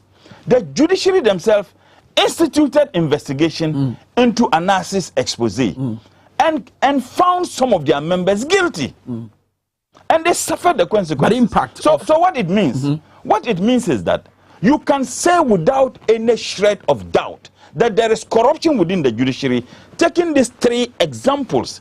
Because if the Chief Justice herself said there was corruption in the judiciary, Afrobarometer identified that there was corruption, and Anas's work itself, which was then subsequently investigated, some members were prosecuted, and they were found guilty of having committed the crimes Anas accused them for. Then where would someone want to defend the same people? But you see, when they say that members of parliament are corrupt every day, when they say that the executive is corrupt every day, nobody sees anything wrong with that. But the moment you say the judiciary is corrupt, and therefore they are not untouchable. So what the minister was saying, he was reiterating what resonates with the people of this country. He was not saying it to please the NDC. He was stating the obvious. Very well. Yenya ade we sisi Power 97.9 ye Daniel ho aba na ya betwa ye nkomo twetwe no so. But live on TVXY is a Dwabo Ase dwumadi no to aso na memra Hora graphics so, and I don't know say be a point do how the back count, but baby was here drune Dr. Mamadou Baumia, His Excellency Nana Danko Kufu, I don't know offense Ken Oforiata, you mark how far you see Casamonto to your say, and so I know Druno, and no media betu Granana, especially with prevailing circumstances to say COVID-19 in soon so Russia and Ukraine in Tokano, and then in soon so a war or minor Esika Sem. And I know ya Moody's ratings nearby, no, say, or my Ghana, Janapaya, Jinasiano, Yakasi, a boy, Busakra, Yenisika, you bet me a day, a triaka. And I'm saying, someone says I Ghana ban will be a Ghana. And no, dear, and in soon so into my graphics, was uncle Moimo. So, what ye on my moon penny when you know, or what Tibia, you will me say, is it got some Tibiano?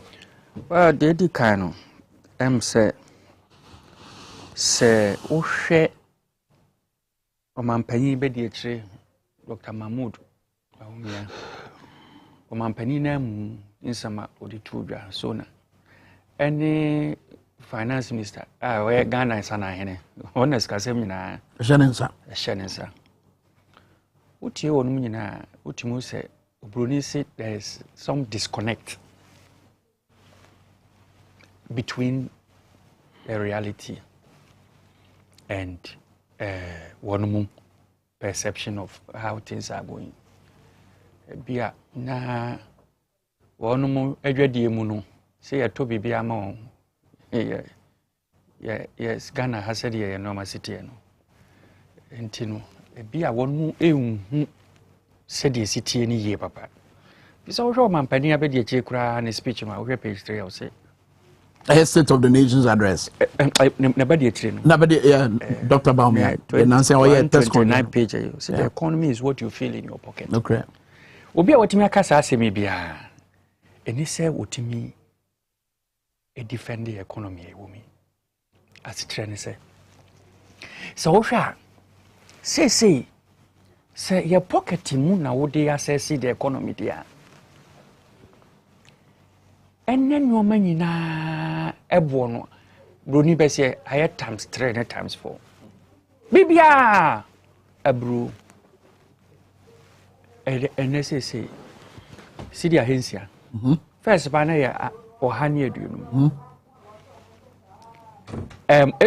sabi pure water kura pure water ene times 3 enti ena akoye enuoma no boaya den so no sika so aye de to no egina enko ba bia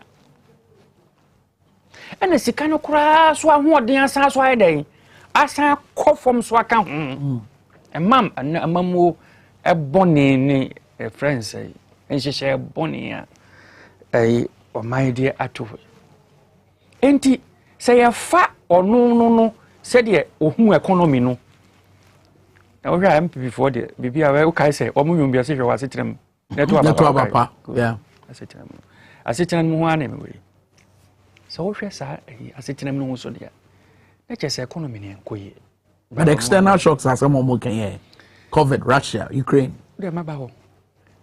Adiana o my bia. Yade etimi access ni sikasem. Sedi esiko.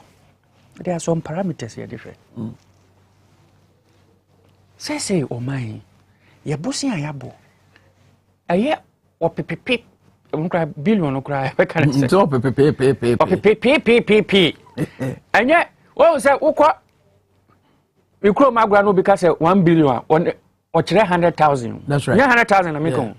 I'm talking about 1 billion CDs, new CDs, Ghana CDs. No? Good. I drew billions are no ahanai. But me and a friend saying economic measure about me and ni economic quay ya ombeji omai 2016 na yeda 122 billion Efrin kroma penso bepem. John Mahama Mamunu ebe wiye. Ebusia ya bo nyina ye 122 billion. This say you drew 400. Na ade a oman so no wo de kire ekwan ya se bank kura bobo bosia. Ohwe bosia wa bowo. No ahwe wo salary. Say okay. Me hwe wo salary ebe ya. Salary we no say wa bobosia 4,000. Me ma 2,000 kan bet metua. Enti ye will be beat. Your friends say debt to GDP. Ye hwe sika sem nyina so man ye sika ye nyina afe no a. Emu ohanchiche mu sain. Eka. Ena eye eka ayabo. For the first time in this country. Say ohanchiche mu adiowatwe no. 85% debt to GDP ratio. One more bejo mai. Now I'm 50 something percent. You know, tell you. Then you come to budget deficit. Say, yashe sika semno. Na sika ese abro swa. Ono so wasi ekopis ko be BDP so no. 2016 is 6.1. Say 15.7. These are the things. The health. Omanum pum tuo. And your friends say the health of the economy. So the mechano. So currency ya. Just a currency no cry some cry there. Hey, Sydney. No. 2015, the worst depreciation we have had. 2015 no. Before this year, then it was before they came to take over. Now it was 14.5%. And as I say, first quarter alone, 20% of the value of the currency is gone. Now, Ebinum can say, apart from the Russian ruble, it is not true. The Russian ruble had its worst performance. It lost 40% of its value by March 7th. Say it has regained its strength. Etino Russia no mpo mo konto kwa. Wa mo akonto kwa na sanctions we wi asim nyina. Na ho de na samba. Wow. Based on measures they put place, they demand themselves for exchange for their natural gas, and they will take a friend's ruble instead of a friend's the euro and the dollar. And it's brought back their currency. They say it's back to pre-war a friend's. And you know when BBC a no mampany here. No, I can't say apart from the Russian ruble. It's not true. The Russian, you check, you will find out say it has rebound. So on the no. And to Usha no man in say I'm all mine why ding. Go for the figures, the parameters, and everything shows say we are in the worst economic situation that we have ever been as a nation in this Fourth Republic. Look at the credit ratings. You said we started. The credit rating, started in 2002. This is the rarest rating we have had. The credit bureaus are independent people. One major MPP and one major NDC. And a new parliamentary candidate to Waboko. And now I'm Maguna. Into a no more political woman and fan what parameters in what they are telling say more economy in the Daniel, no, they are too. One more Bekasa, one more say the ratings they have given us this time is worse than when they started rating us in 2002. And so kwaya. Na Baumia just said you can't walk around man for both for say. I feel we are comprising we are in a better situation than 2016. Meaning parameters are parameters are we're better in 2016 than by alarming proportions. And yes, you cry better say kakrebi by alarming proportions. I feel so a DNA economy acquired yet a tear at a tear pansam ya. Be a no idea, no man and dear the kind. I warn. War no started here 24th February in the starting. Dear Tosumi, your friends say COVID is so, and yet young Kuan a kind. Dear Tosunai. ɛyɛ financial center cleanup. Sa bank for bi asebi no one more air struggle na aban kɔbɔ bosia di begu bank no abrank obetimi abobosu se seed odi begu bank no e de asiesie bank na banka akosoa afani padwuma no ena de toso nan eye se enyinam kanea excess capacity charges a beda ho se ya enyinam kanea no ya generate awie no de ya nyuzu kra se yentwiaka just wo masechane se nipa kro no wa produce enkanea no and you can't have exactly your capacity. It is never done because every year you are adding to your current capacity. Okay, good. Now let's interrogate these issues. Unfortunately, time into your home. It will be born to my comrade. Then you finally deal with digitization, mame. So not yet the part 1, let's see part 2, no, you be some other time. But comrade, all the economic solutions are by provided now. And on the be year free the current situation that you find yourselves in. Say almost cut it down on expenditure, casafa allowances, almost the 2.5 million US dollars. I say economy CD all those things. And then now. The only thing they didn't cut was corruption and the thievery that we experience in this country. And I entirely agree with all the points he made. This government, some of us predicted that they were going to respond to the challenges, citing 2 things.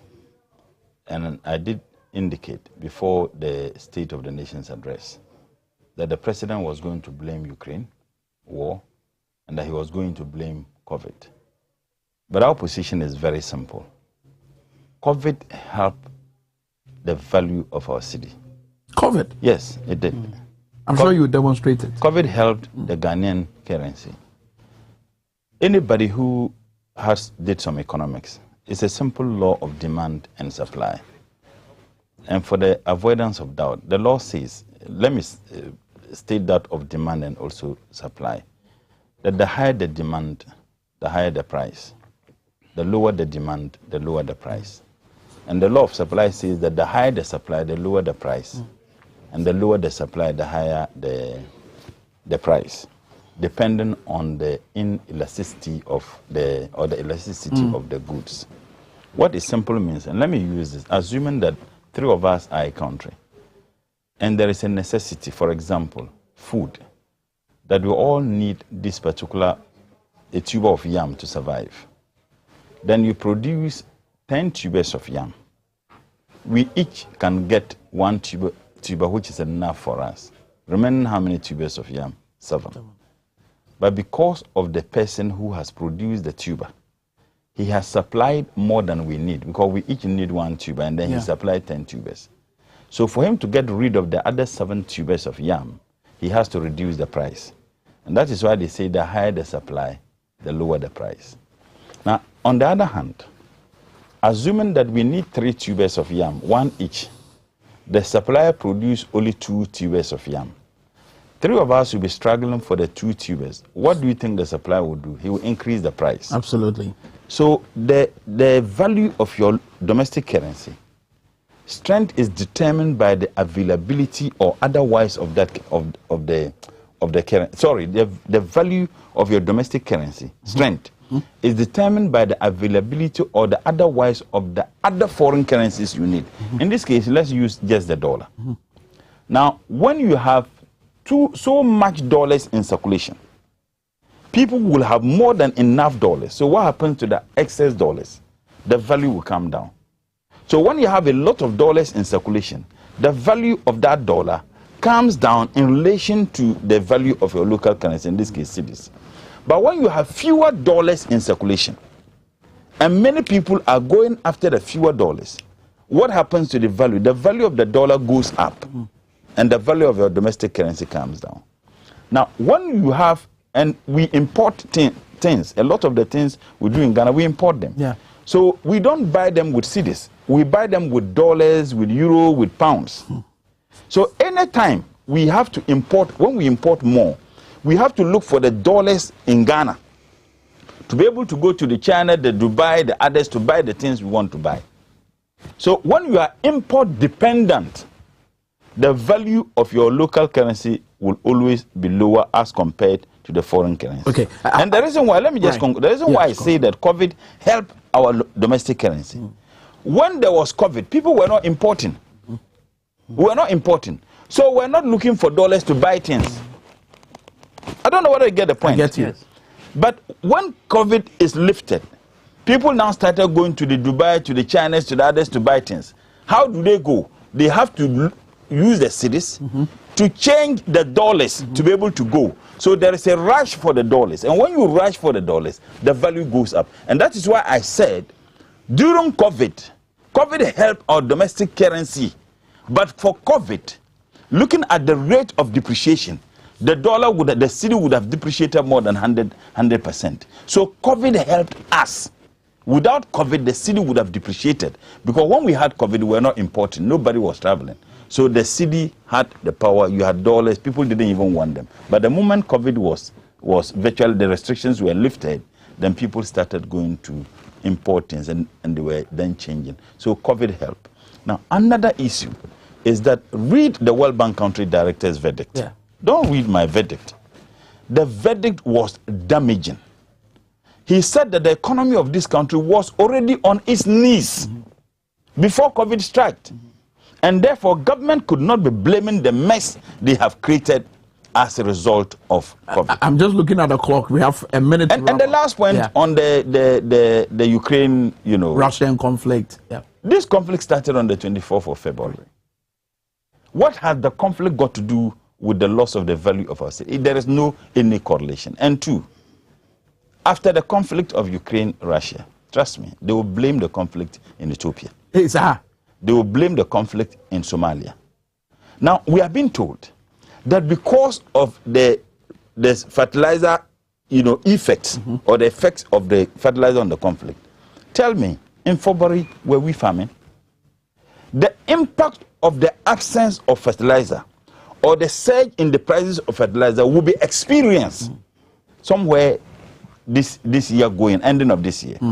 And two, Ghana is a net producer of crude. Don't take my word.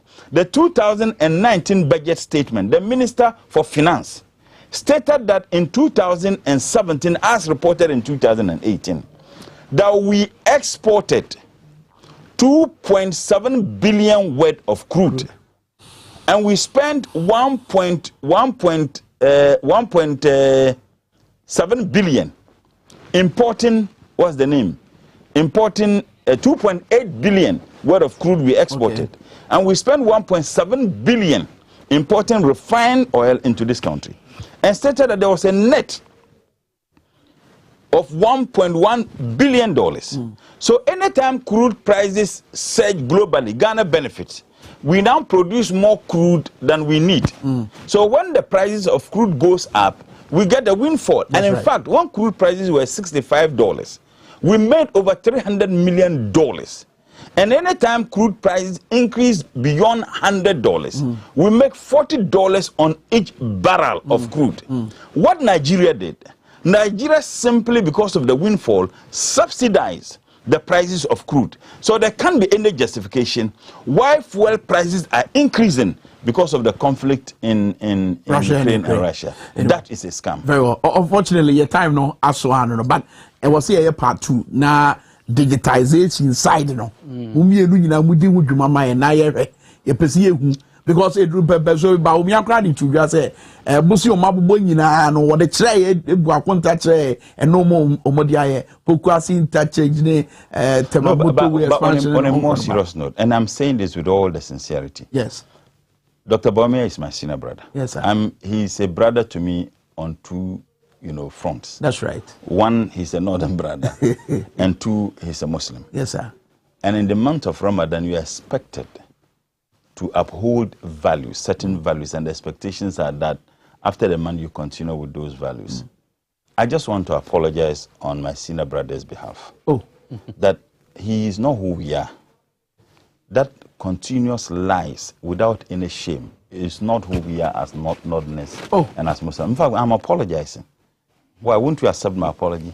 Gideon Bakus went through. I'm saying that won't you Why? The one who speaks for him. First and foremost, the Baumier said that youth unemployment was 9%.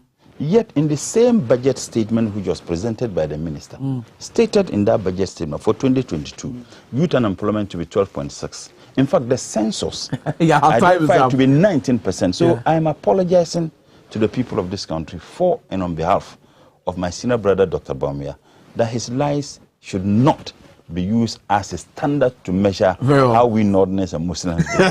That is just Baumier. Comrade Mutala Mohammed, Dwabo Ase, a member of Parliament, Tamale Central Constituency, and I feel so we are also Kwame Graphics, and so you're NDC Director of IT in Common Ayed, so he has a lot but there should be a part two of this conversation. We need to comment. Yes, also, Ajimania Power near or the Parliament morning browse say bye bye.